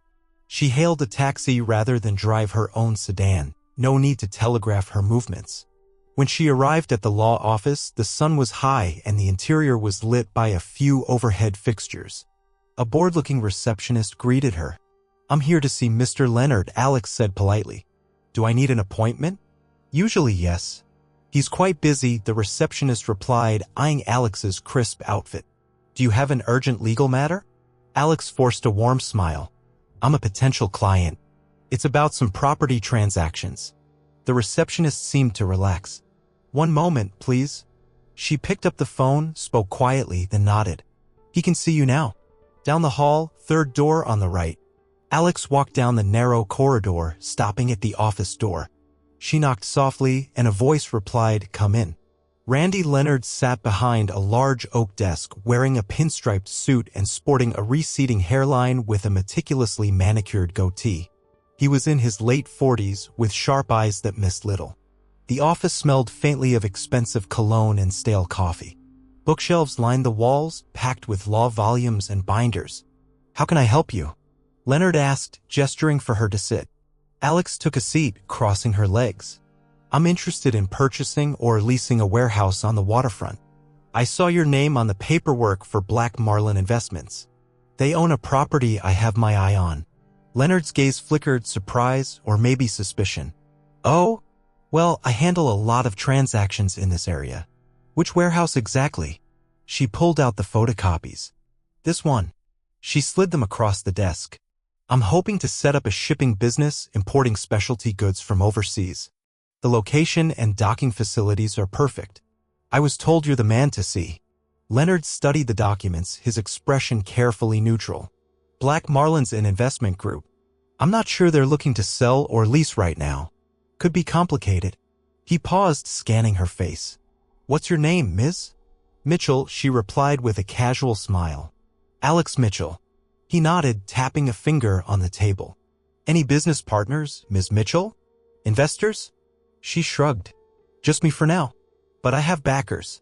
If the deal's attractive, they'll jump in. Leonard closed the folder, leaning back in his chair. As I recall, that property is tied up in some ongoing negotiations. His tone was carefully diplomatic. I can make inquiries, but it might take time. Alex could see the wheels turning in his head. He was assessing whether she posed a threat or an opportunity. I'm flexible, she said. I've heard there's a lot of late-night activity down there. Some might even call it suspicious. That's not a problem for me if the price is right. She let the implication hang in the air, suggesting she didn't mind questionable dealings as long as her own interests were served. Leonard's eyes narrowed ever so slightly. Is that so? Well, Ms. Mitchell, I'd have to do some due diligence before we proceed. Let me take your contact information, and I'll see what the owners say. Alex obliged, scribbling down a phone number. Thank you. I look forward to hearing from you. She stood, extending her hand. Leonard shook it, his grip firm, but she noticed a flicker of unease. Good, she thought. Let him wonder. As she left the office, she could feel his gaze on her back. She had planted a seed, posing as a prospective buyer with shady inclinations. If he bit, it could open doors. Or it might trigger alarm bells among the smuggling syndicate. Either way, it was progress. Outside, the day was bright and uncomfortably warm. She walked to a nearby cafe, ordering an iced tea and finding a seat by the window. Her mind replayed the conversation with Leonard, dissecting every nuance. She suspected he would contact his real clients, the ones behind Black Marlin, to verify her story. If he was thorough, he'd uncover little about Alex Mitchell in the local business realm, but he might also discover her military background if he dug in official channels, which would add more fuel to the gang's suspicion. Halfway through her drink, her phone buzzed. A text from an unknown number. "Stopped by your place. You weren't home. Let's talk soon. See." Her stomach tightened. Connor again. This was a clear invasion of her personal space. He'd gone to her cottage. A surge of protectiveness flared in her. She typed a curt reply. "Stop lurking at my home." A few seconds later, another message. "Relax, Commander. Just making sure you're safe." She didn't respond. Instead, she tossed the phone onto the table, frustration and anger mixing. Connor was turning up the pressure, a psychological game. She could handle it, but she worried about collateral damage. If the Serpents got desperate, they might target innocents or try to leverage someone she cared about. That was a risk. Another wave of memory surfaced, her sister, Mallory, who lived across the country and had no idea about Alex's current predicament. Should she warn her? Possibly. But for now, there was no sign the gang even knew she existed. She finished her tea, heart still pounding. This needed to end sooner rather than later. She decided to drive by the waterfront warehouse, do a quick recon. Maybe she'd see signs of cargo movement. If she could snap a few photos, it might help Lockhart push for official backup. Minutes later, she was in her sedan heading toward the docks. The wharf area was a mix of tourist shops, seafood restaurants, and industrial facilities further down the pier. She parked near a row of rundown buildings and walked the rest of the way. The warehouse in question stood behind a chain-link fence topped with barbed wire. A large sign reading Black Marlin Investments, private property, was affixed to the gate. No visible personnel manned the entrance, but cameras were perched on the corners of the structure. Alex approached casually, pretending to be a curious tourist. She snapped pictures of the harbor with her phone, subtly angling to capture the warehouse gate. Through the fence, she saw a couple of men loading crates onto a forklift. She recognized the same swirling snake emblem on the back of one man's vest, Steel Serpents. Her pulse quickened. This was direct evidence of the gang working at the site. The forklift carried unmarked crates into the warehouse's open bay door. As she watched, a black SUV pulled up inside the fence. Another man stepped out to converse with the bikers. She couldn't see his face clearly, but the tension in their body language suggested a hurried exchange. Then they disappeared into the warehouse. She captured a few more photos before discreetly retreating. This was real evidence linking the warehouse to the gang's activities. She took a longer route back to her sedan, ensuring no one followed. With each step, the enormity of the operation weighed on her. The crates could hold weapons, drugs, stolen art, who knew? But if the volume was large, the profits would be astronomical. Enough to fund expansions, bribe officials, and maintain an armed network of thugs. Captain Lockhart was right, this was a national security issue, not just a local crime spree. Returning to the safety of her car, she texted Lockhart a brief update, implying she had photographic evidence of suspicious cargo transfers at the warehouse. She didn't dare send photos over an unsecured line. She'd wait to show him in person. The next step would be planning how to infiltrate or at least gather more info on when the next big shipment arrived. As she drove away from the docks, she spotted a motorcycle in her rearview mirror, trailing a few cars back. Her mind immediately went to Connor or another serpent. She took a detour, making several turns through narrow streets. The bike stuck with her. On a quiet stretch, she decided to confront it. She braked, pulled over abruptly, and threw the car into park. The motorcycle swerved to a stop. The rider hesitated, seemingly unsure whether to flee or approach. She stepped out, her stance firm. "Problem," she shouted across the distance. The rider removed her helmet. It was the same spiky-haired woman who tried to follow her downtown. She had a small serpent tattoo curling around her left ear. "You're making waves," the woman called back. "Connor wants to keep an eye on you." Alex rolled her eyes. "I'm flattered. Tell Connor I don't appreciate being stalked." The biker sneered. "Would you rather we brought a whole crew?" "Look, lady, I'm just doing my job." She revved the engine, posture tense. A sharp retort was on Alex's tongue, but then she paused, stepping closer. In the rider's eyes, she saw something. Was it doubt? Fear? "You don't have to do this," Alex said quietly. I've seen what the serpents do to people who get in their way. You can walk away." The biker's expression hardened. "You don't know a damn thing about me." She threw the helmet back on, gunned the throttle, and tore off down the road, tires screeching. Alex watched her go, a pang of sympathy stirring. The lure of easy money, the threat of violence, people got trapped in these gangs for all sorts of reasons. As she climbed back into her sedan and continued driving, she wondered how many of the serpents were in over their heads, entangled in a criminal empire that cared nothing for their well-being. Still, sympathy wouldn't solve the problem. She needed tangible action. If negotiations with Randy Leonard opened a door, she'd walk through it. If not, she'd find another way. That evening, she met Captain Lockhart at the naval station under the guise of a casual dinner. They sat in a small, nondescript office rather than a restaurant, ordering takeout to avoid prying eyes. She showed him the photos on her phone, bikers, crates, the black marlin signage. Lockhart's expression grew grim. "This is exactly what we feared," he said. "We need more than just pictures, though. We need evidence of what's in those crates." Alex nodded. "I know. And we need to identify the schedule for their shipments, how often, what route. That's the only way to catch them in the act." Lockhart leaned back, massaging his temples. "I'll try to push for a quiet federal partnership, someone at Homeland Security or the ATF. But it has to be discreet. If word leaks, the smugglers vanish." She thought back to the policeman in Naples, Italy, who once told her, "Organized crime is like an octopus. You cut off a tentacle, it regrows unless you go for the head." Kingfisher was the head. But to get to him, they needed a smoking gun so that federal agencies could do the rest. She resolved to up her game. If infiltration was the only way, she'd do it. She had advanced training, enough to pass for a shady buyer or a small-time smuggler, especially if Leonard opened that door. They finalized a plan. Alex would maintain her cover, keep pressing for a chance to lease the warehouse.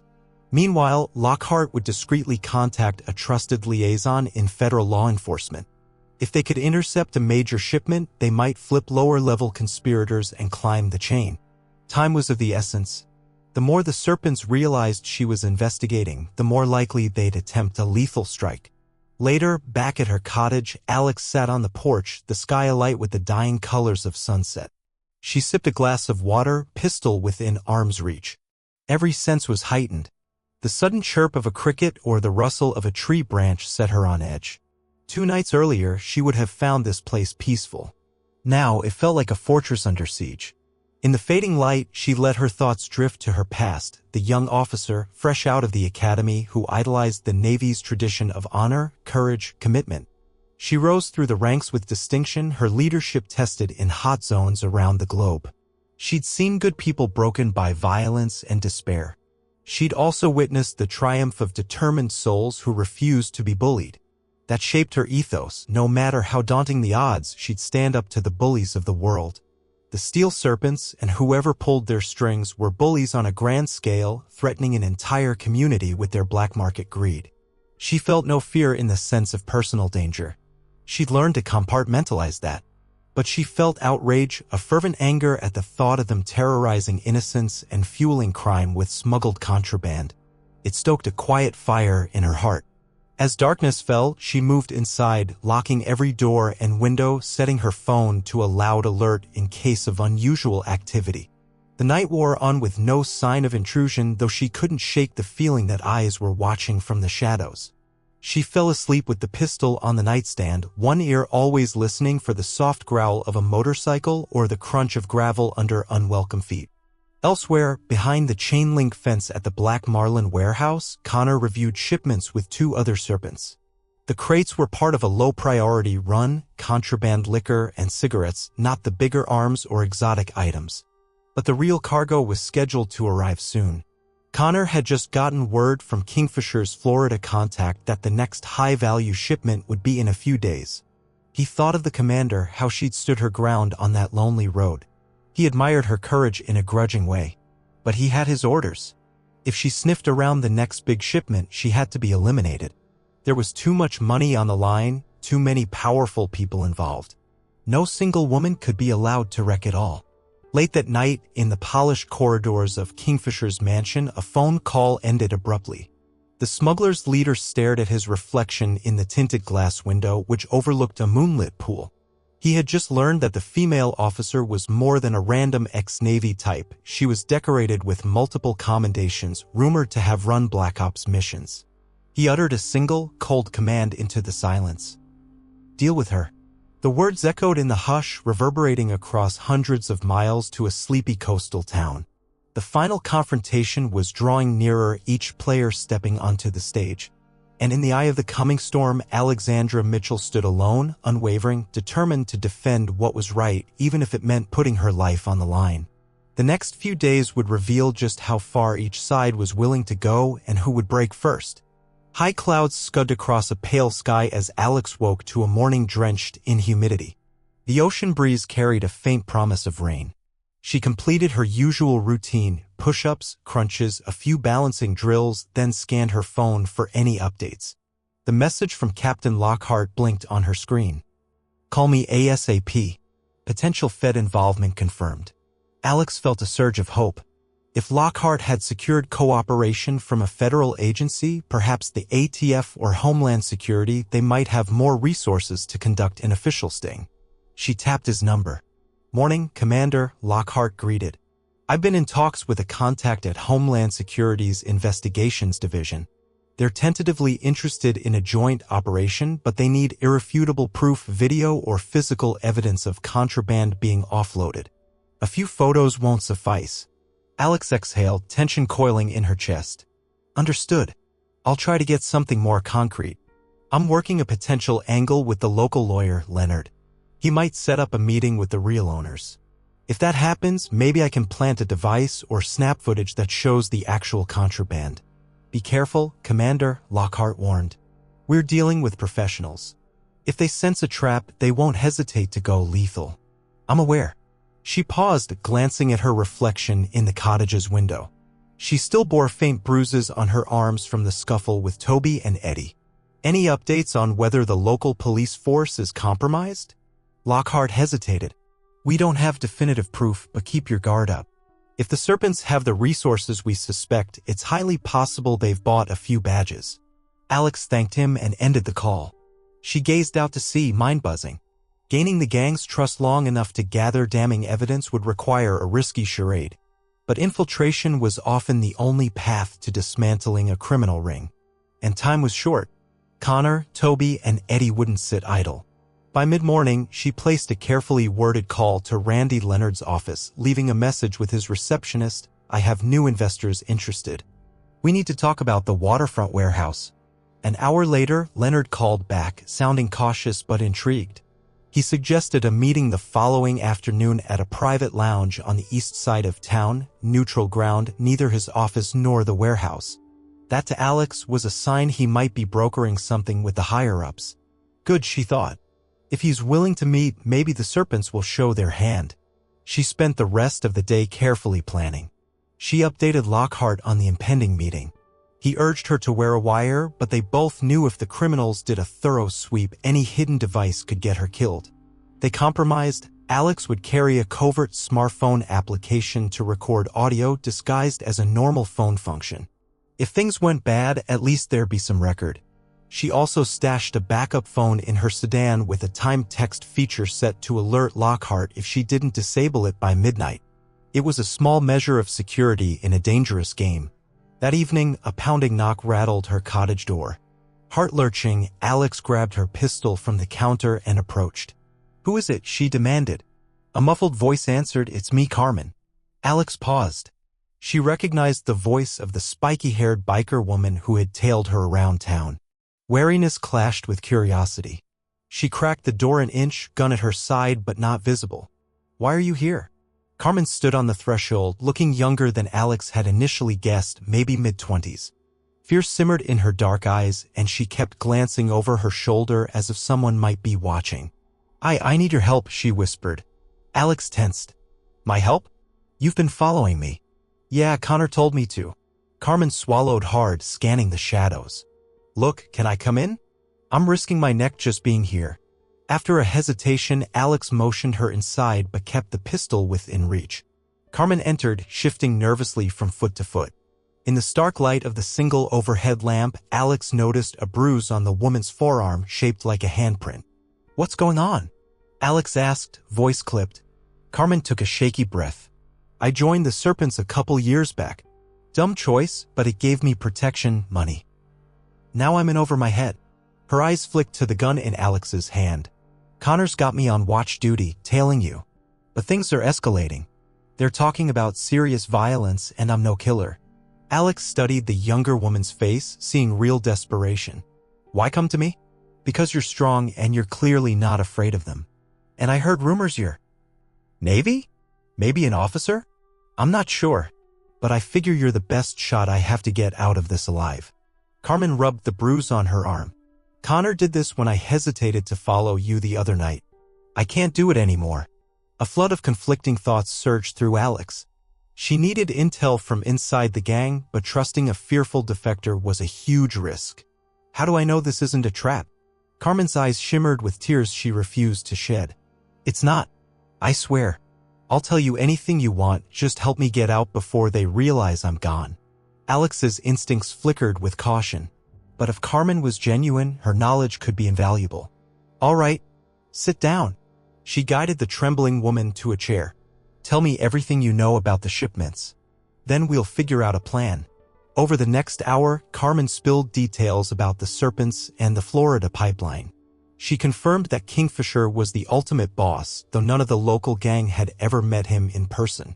Connor received instructions via encrypted texts or calls from an unknown number. The next big shipment was due to arrive in 2 days' time, possibly weapons or something equally high value. The gang planned to unload it at midnight on the far side of the harbor, away from prying eyes. In 2 days, Alex murmured, adrenaline spiking. "Where exactly?" "There's a secluded dock behind a collapsed pier. They use a boat with no lights, navigating by GPS.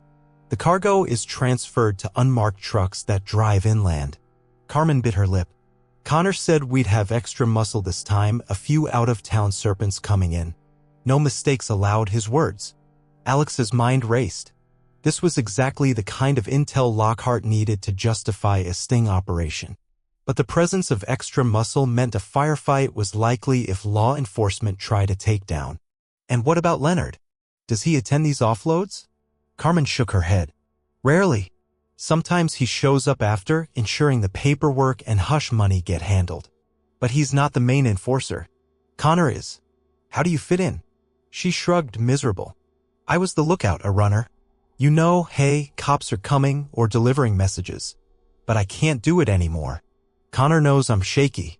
He threatens me, beats me." She bowed her head. "I messed up big trusting them." Alex studied Carmen's bruises, her trembling shoulders. She might be telling the truth or might be playing a part. But the detail about the collapsed pier matched rumors Alex had heard from fishermen. It felt real. "If I can get you out of Eastport, do you have anywhere safe to go?" "My sister lives in Boston.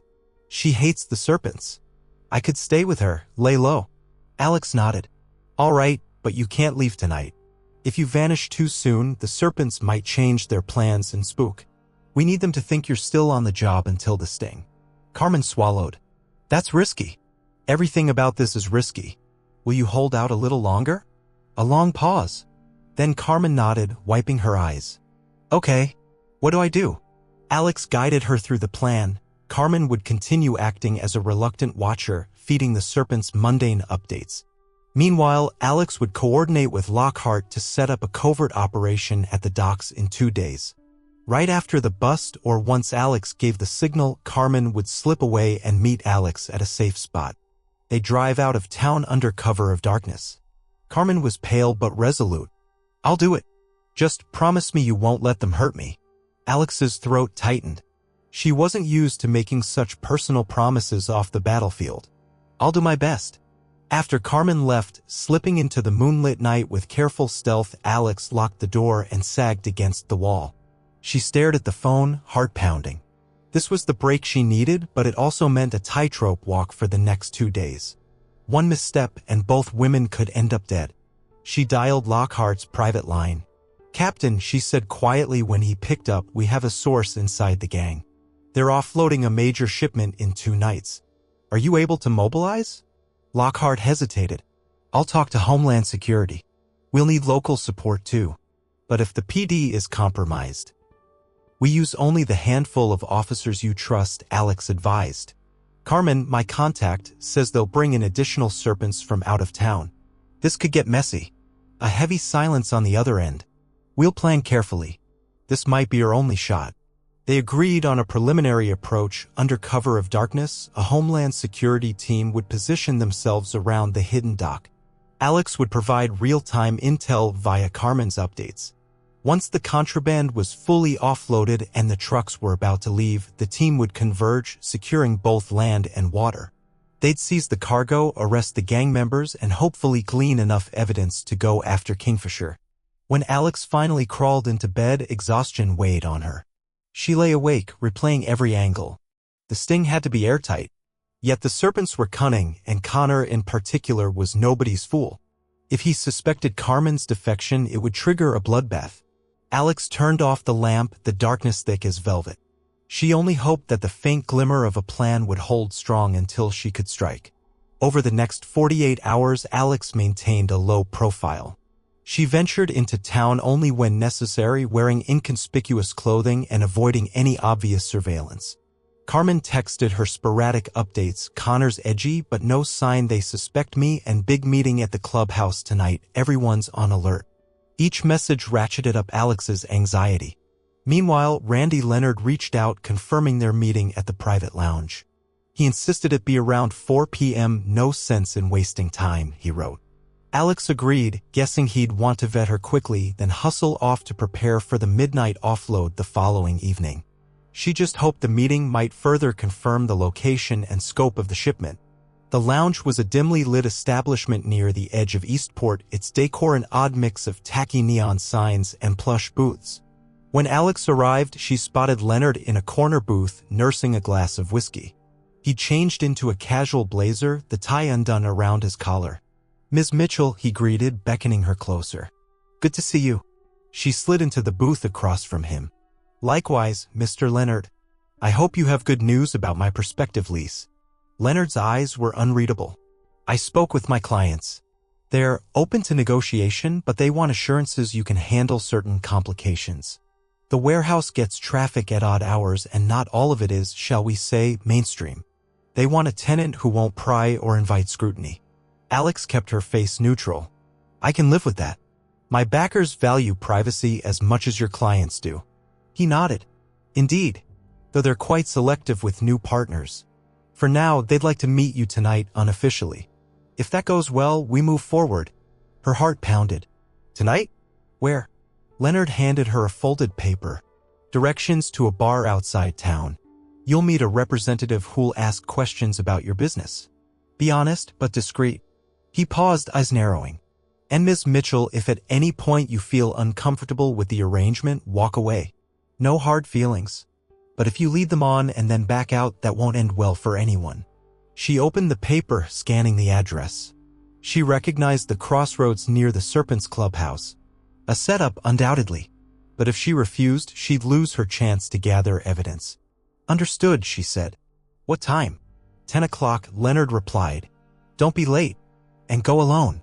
He downed the rest of his whiskey in a gulp, then rose to leave, tossing a few bills on the table.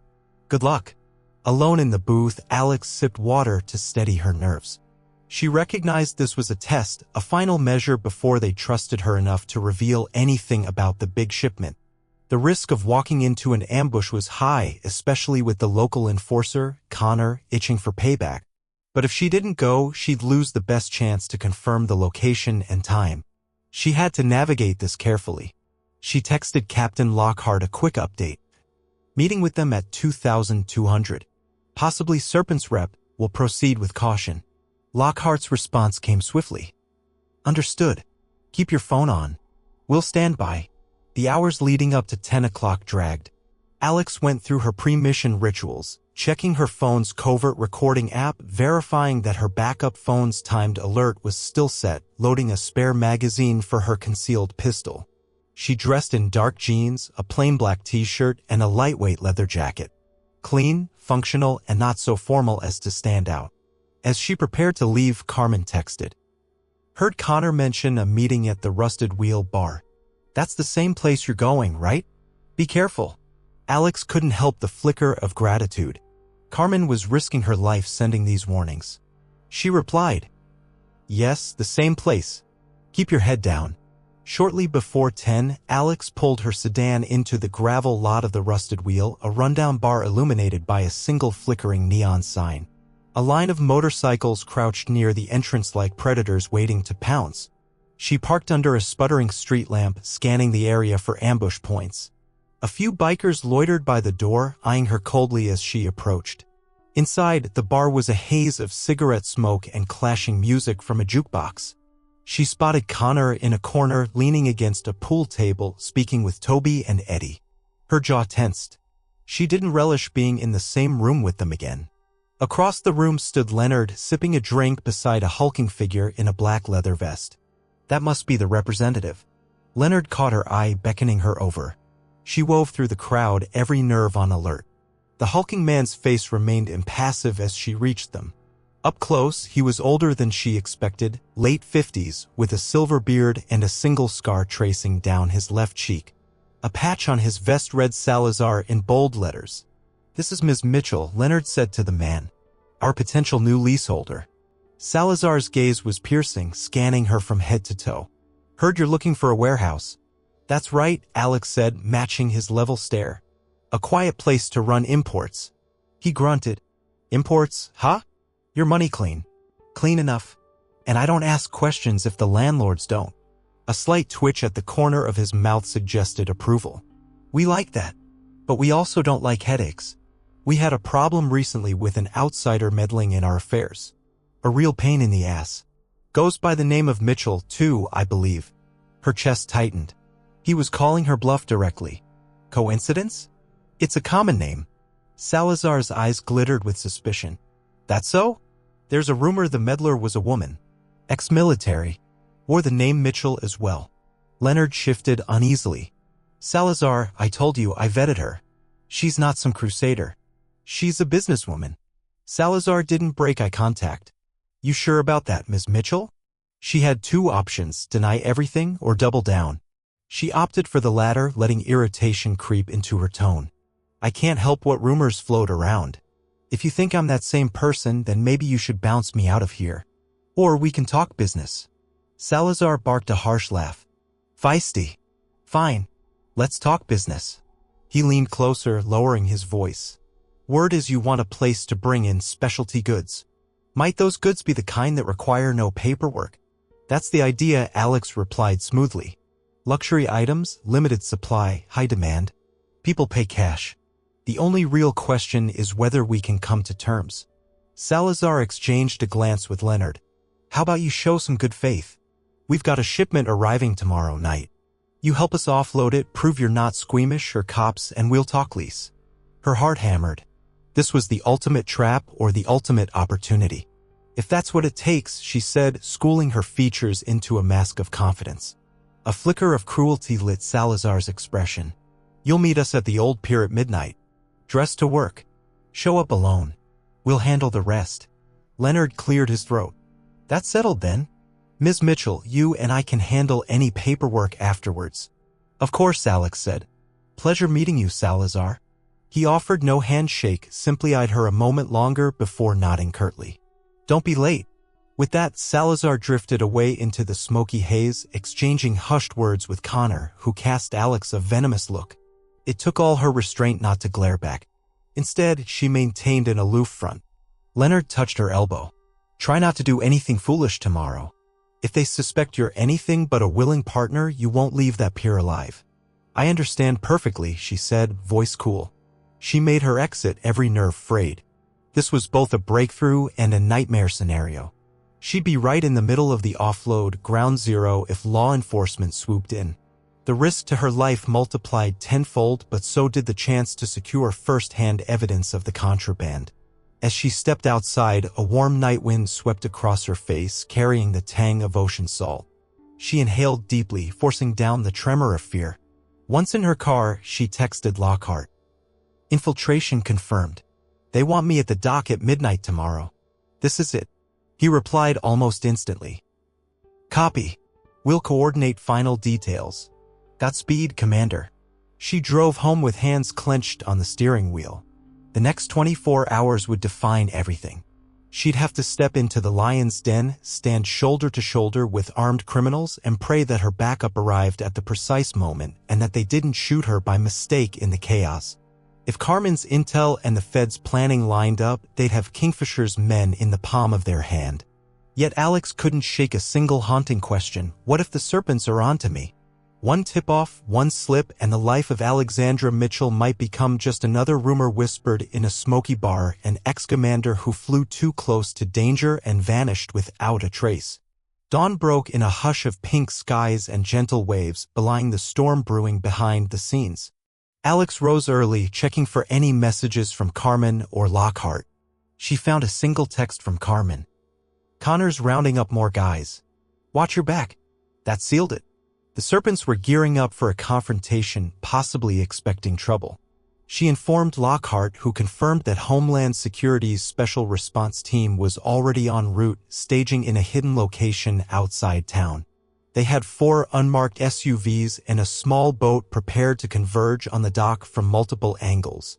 "You'll be on your own until we breach," Lockhart warned over the phone. "Once we move in, get clear if you can, but if not, hit the deck. We'll try to identify you quickly." "Understood, sir. Just make sure the friendlies know I'll be in plainclothes." He paused, then said solemnly, "We won't let you down, Commander. Good luck."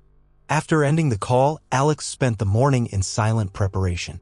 She loaded a sturdy backpack with essentials, spare ammo, a discreet video camera, a flashlight, zip ties, and a first aid kit.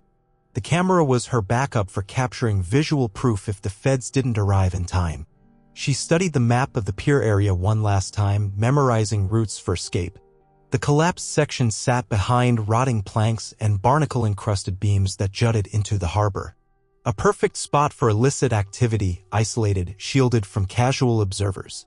By noon, her nerves were coiled tight. She forced herself to eat a light meal, knowing she might not get another chance. Outside, a sudden clap of thunder rolled across the sea, heralding an approaching storm front. Fitting, she thought. She checked and rechecked her gear. Time crawled until dusk, each minute thick with anticipation. Carmen texted a final warning around 6 p.m. "They're suspicious. Toby said something about tying up loose ends. That might mean you. Please be safe. I'll pretend everything is normal." Alex's heart pounded.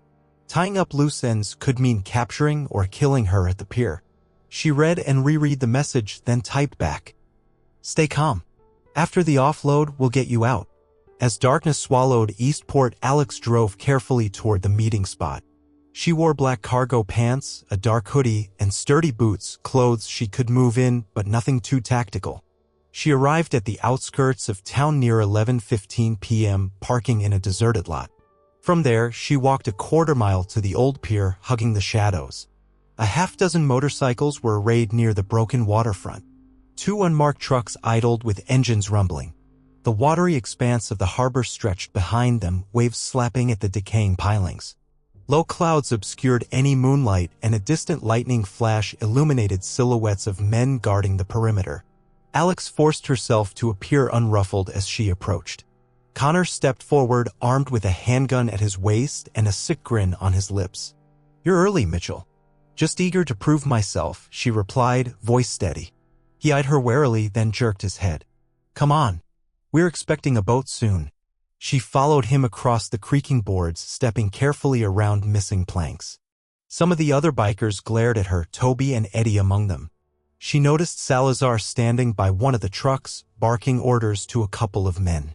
Randy Leonard was nowhere in sight, which fit Carmen's intel that he usually stayed away from the messy parts. Near the edge of the pier, a single overhead lamp provided dim light. Several crates lay stacked on a pallet. Probably supplies for quick loading. "Boat's almost here," Connor muttered, scanning the water. "When it docks, we offload fast. You help move boxes, keep your mouth shut." She nodded, adrenaline searing her veins. Any minute now, the feds should be taking up positions unless they'd been delayed or discovered. She scanned for Carmen but didn't see her. Perhaps she was acting as lookout elsewhere. Thunder growled overhead and fat raindrops began to fall. The bikers cursed quietly, pulling up hoods or adjusting bandanas. Headlights swung into the pier's parking area as a black SUV arrived. The driver's door opened, revealing Salazar's imposing figure. He'd moved his vehicle closer, presumably to oversee the final stage. "All right," Salazar shouted above the mounting wind. "Boat's in sight, keep your eyes open. We don't need any more surprises tonight." Lightning flashed, briefly illuminating the harbor. Alex squinted through the darkness. A vessel glided toward them, lights off, guided only by instrumentation. Heart hammering, she discreetly fingered the phone in her pocket, switching on the audio recorder. "Come on, Lockhart," she prayed silently. "We need you soon." The boat, a low-slung speed craft, pulled alongside the pier. Two men jumped off, tying it to rusted cleats. They hoisted tarps to cover the deck under which large metal containers were stowed. Salazar stepped forward, verifying something with the boat's operator. Connor snapped orders to the bikers, "Unload now." "Move it." Alex joined them, grabbing hold of a heavy crate. It took all her strength to lift it. Toby sidled up, sneering. "Hope you're enjoying yourself, Commander. Bet you thought we didn't know, huh?" Her blood ran cold. "What are you talking about?" He laughed softly. "Your little secret. Connor's known for days. This is just the perfect place to deal with you. Didn't want to do it too soon. Would have spooked the others." A swirl of panic threatened to break her facade. She forced her voice not to shake. "You must have me confused with someone else. I'm just here for the warehouse." He shot her a look dripping with malice. "Sure, keep telling yourself that." Then he hefted his crate and trudged off into the rain. They know, she realized. Or at least Toby claimed they did. Was he bluffing? If not, they might intend to kill her after she helped them offload. She sucked in a breath, trying to maintain composure. "Where are the feds?" Another flash of lightning revealed a second truck backing up near the pier. Salazar gestured to Connor, who nodded grimly. A sense of finality hung in the air. The bikers exchanged loaded glances as though anticipating a confrontation. Carmen emerged from behind a pile of crates, eyes wide with fear. She caught Alex's gaze but quickly looked away. That momentary flicker of recognition was enough to confirm her presence. Alex prayed the young woman could slip out when the chaos began. The wind picked up, driving rain sideways. Water dripped from Alex's hood, plastering her hair to her forehead. She hefted another box, straining under the weight.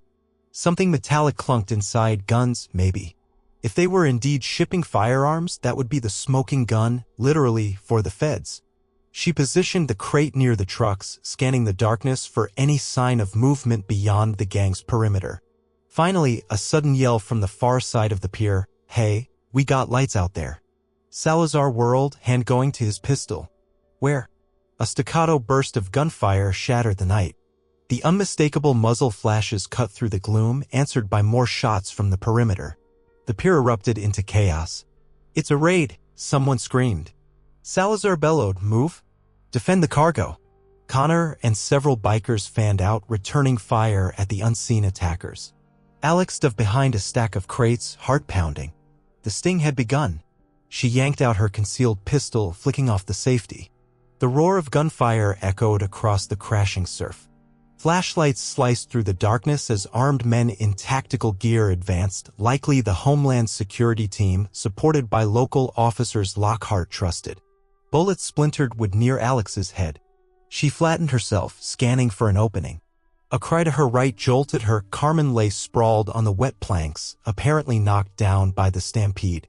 She wasn't moving. Alex cursed under her breath and sprang into action. Crawling over, she grabbed Carmen by the shoulders, dragging her behind the crates. A bullet pinged off metal, sending sparks. Adrenaline hammered in her veins. "Carmen, can you hear me?" she hissed. The younger woman coughed, eyes fluttering open. A graze on her temple bled freely. I'm okay," she stammered, voice shaking. "Stay down," Alex ordered, pressing a cloth to the wound. "Don't move." She peered around the crate.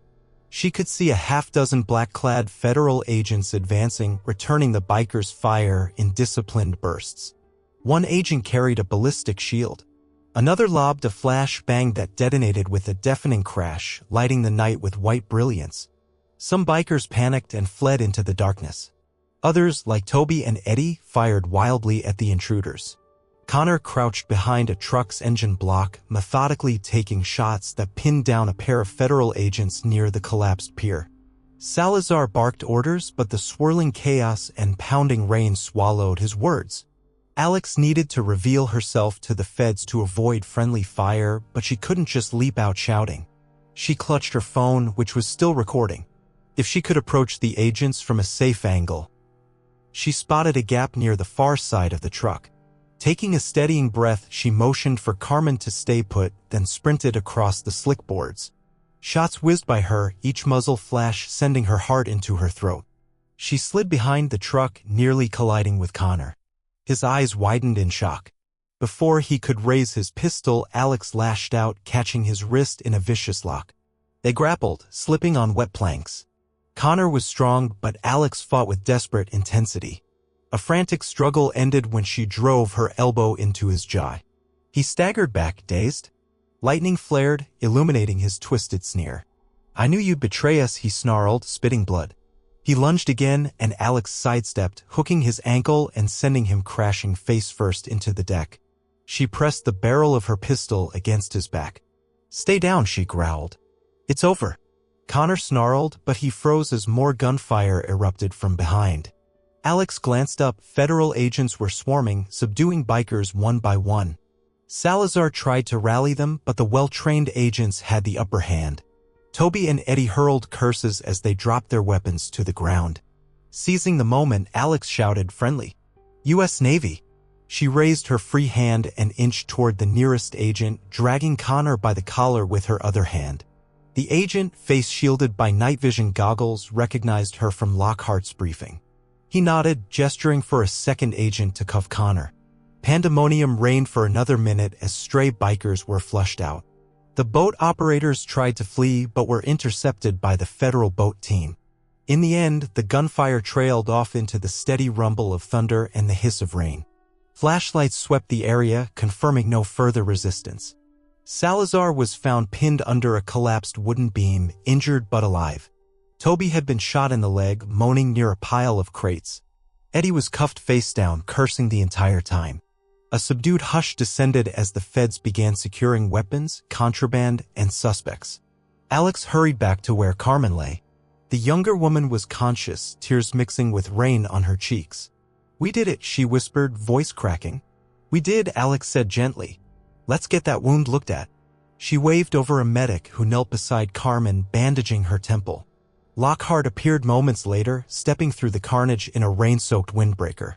He offered Alex a tight smile of relief. "You all right?" She blew out a breath she felt like she'd been holding for hours. "Yeah. Thanks for the backup." It was close. They surveyed the scene together, contraband crates pried open to reveal illegal firearms, boxes of ammunition, and other illicit goods. Enough evidence to build a massive case. A battered Salazar glared at Alex with unbridled hate as agents hauled him into an SUV. Connor, bruised and cuffed, spat at her feet before an agent shoved him away. Lockhart turned to Alex, voice subdued. "We've just crippled a major smuggling pipeline. They'll flip some of these guys, maybe even track Kingfisher down in Florida. All thanks to you." She shook her head, glancing at Carmen. "Her too. She risked everything." Lockhart's gaze followed hers. "We'll get her witness protection if needed." Then he placed a hand on Alex's shoulder. "We'll handle the aftermath. You should get checked out. Then take some rest, you've earned it." Exhaustion crashed over Alex in waves. The storm had abated, leaving the pier battered and the night air heavy with spent adrenaline. She nodded gratefully, walking Carmen to an ambulance. The younger woman trembled, but her eyes shone with gratitude. "Thank you," Carmen whispered, gripping Alex's hand. "For everything." Alex squeezed back, a rare smile touching her lips. "You'll be all right now. Let the medics handle you. I'll see you soon." A swirl of relief, sorrow, and exhaustion swam in her mind. She hadn't just fought criminals, she'd fought for a chance at justice, for the safety of a coastal town, for the redemption of someone who made a wrong turn in life. Now, as the lights of law enforcement vehicles cut through the waning darkness, Alex Mitchell felt the weight of the night's events settle on her shoulders and a cautious hope flicker in her heart that Kingfisher's empire would soon topple. The next morning, Eastport awoke to a flurry of rumors and official statements. News vans circled the harbor hungry for the story of a midnight raid that netted a cache of illegal firearms and brought down a notorious biker gang. Captain Lockhart and a Homeland Security spokesperson held a brief press conference confirming multiple arrests and praising the courage of unnamed local assets who assisted the operation. The name Alexandra Mitchell did not appear in the official statement. Alex watched from a distance, standing on a bluff that overlooked the sea, her bandaged arm throbbing with a minor bullet graze she hadn't even noticed until after the raid. She turned down the paramedic's suggestion to visit a hospital, too eager to leave the chaos behind. Now, with a day's light filtering through scudding clouds, she felt the tension slowly ebb from her body. The storm inside her was finally calming. Her phone buzzed. Lockhart again. "How's Carmen?" she asked immediately upon answering. "She's stable," he replied. "They stitched her up last night. She's agreed to testify if needed. And yes, we'll arrange protective relocation. She'll be safe." Relief flooded Alex's chest. "Good. And the Serpents? Most are behind bars. Salazar and Connor are facing federal charges. Toby and Eddie are stuck in county jail awaiting arraignment. The gear we seized will bolster further warrants. We might finally get Kingfisher in the crosshairs." Alex let out a long breath. "I hope so. That man has too much blood on his hands."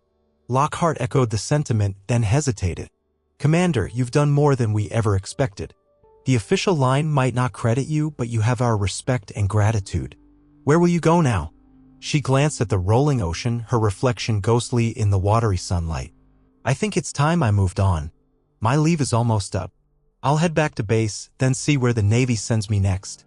"It's been an honor, Alex," Lockhart said softly, using her first name for the first time.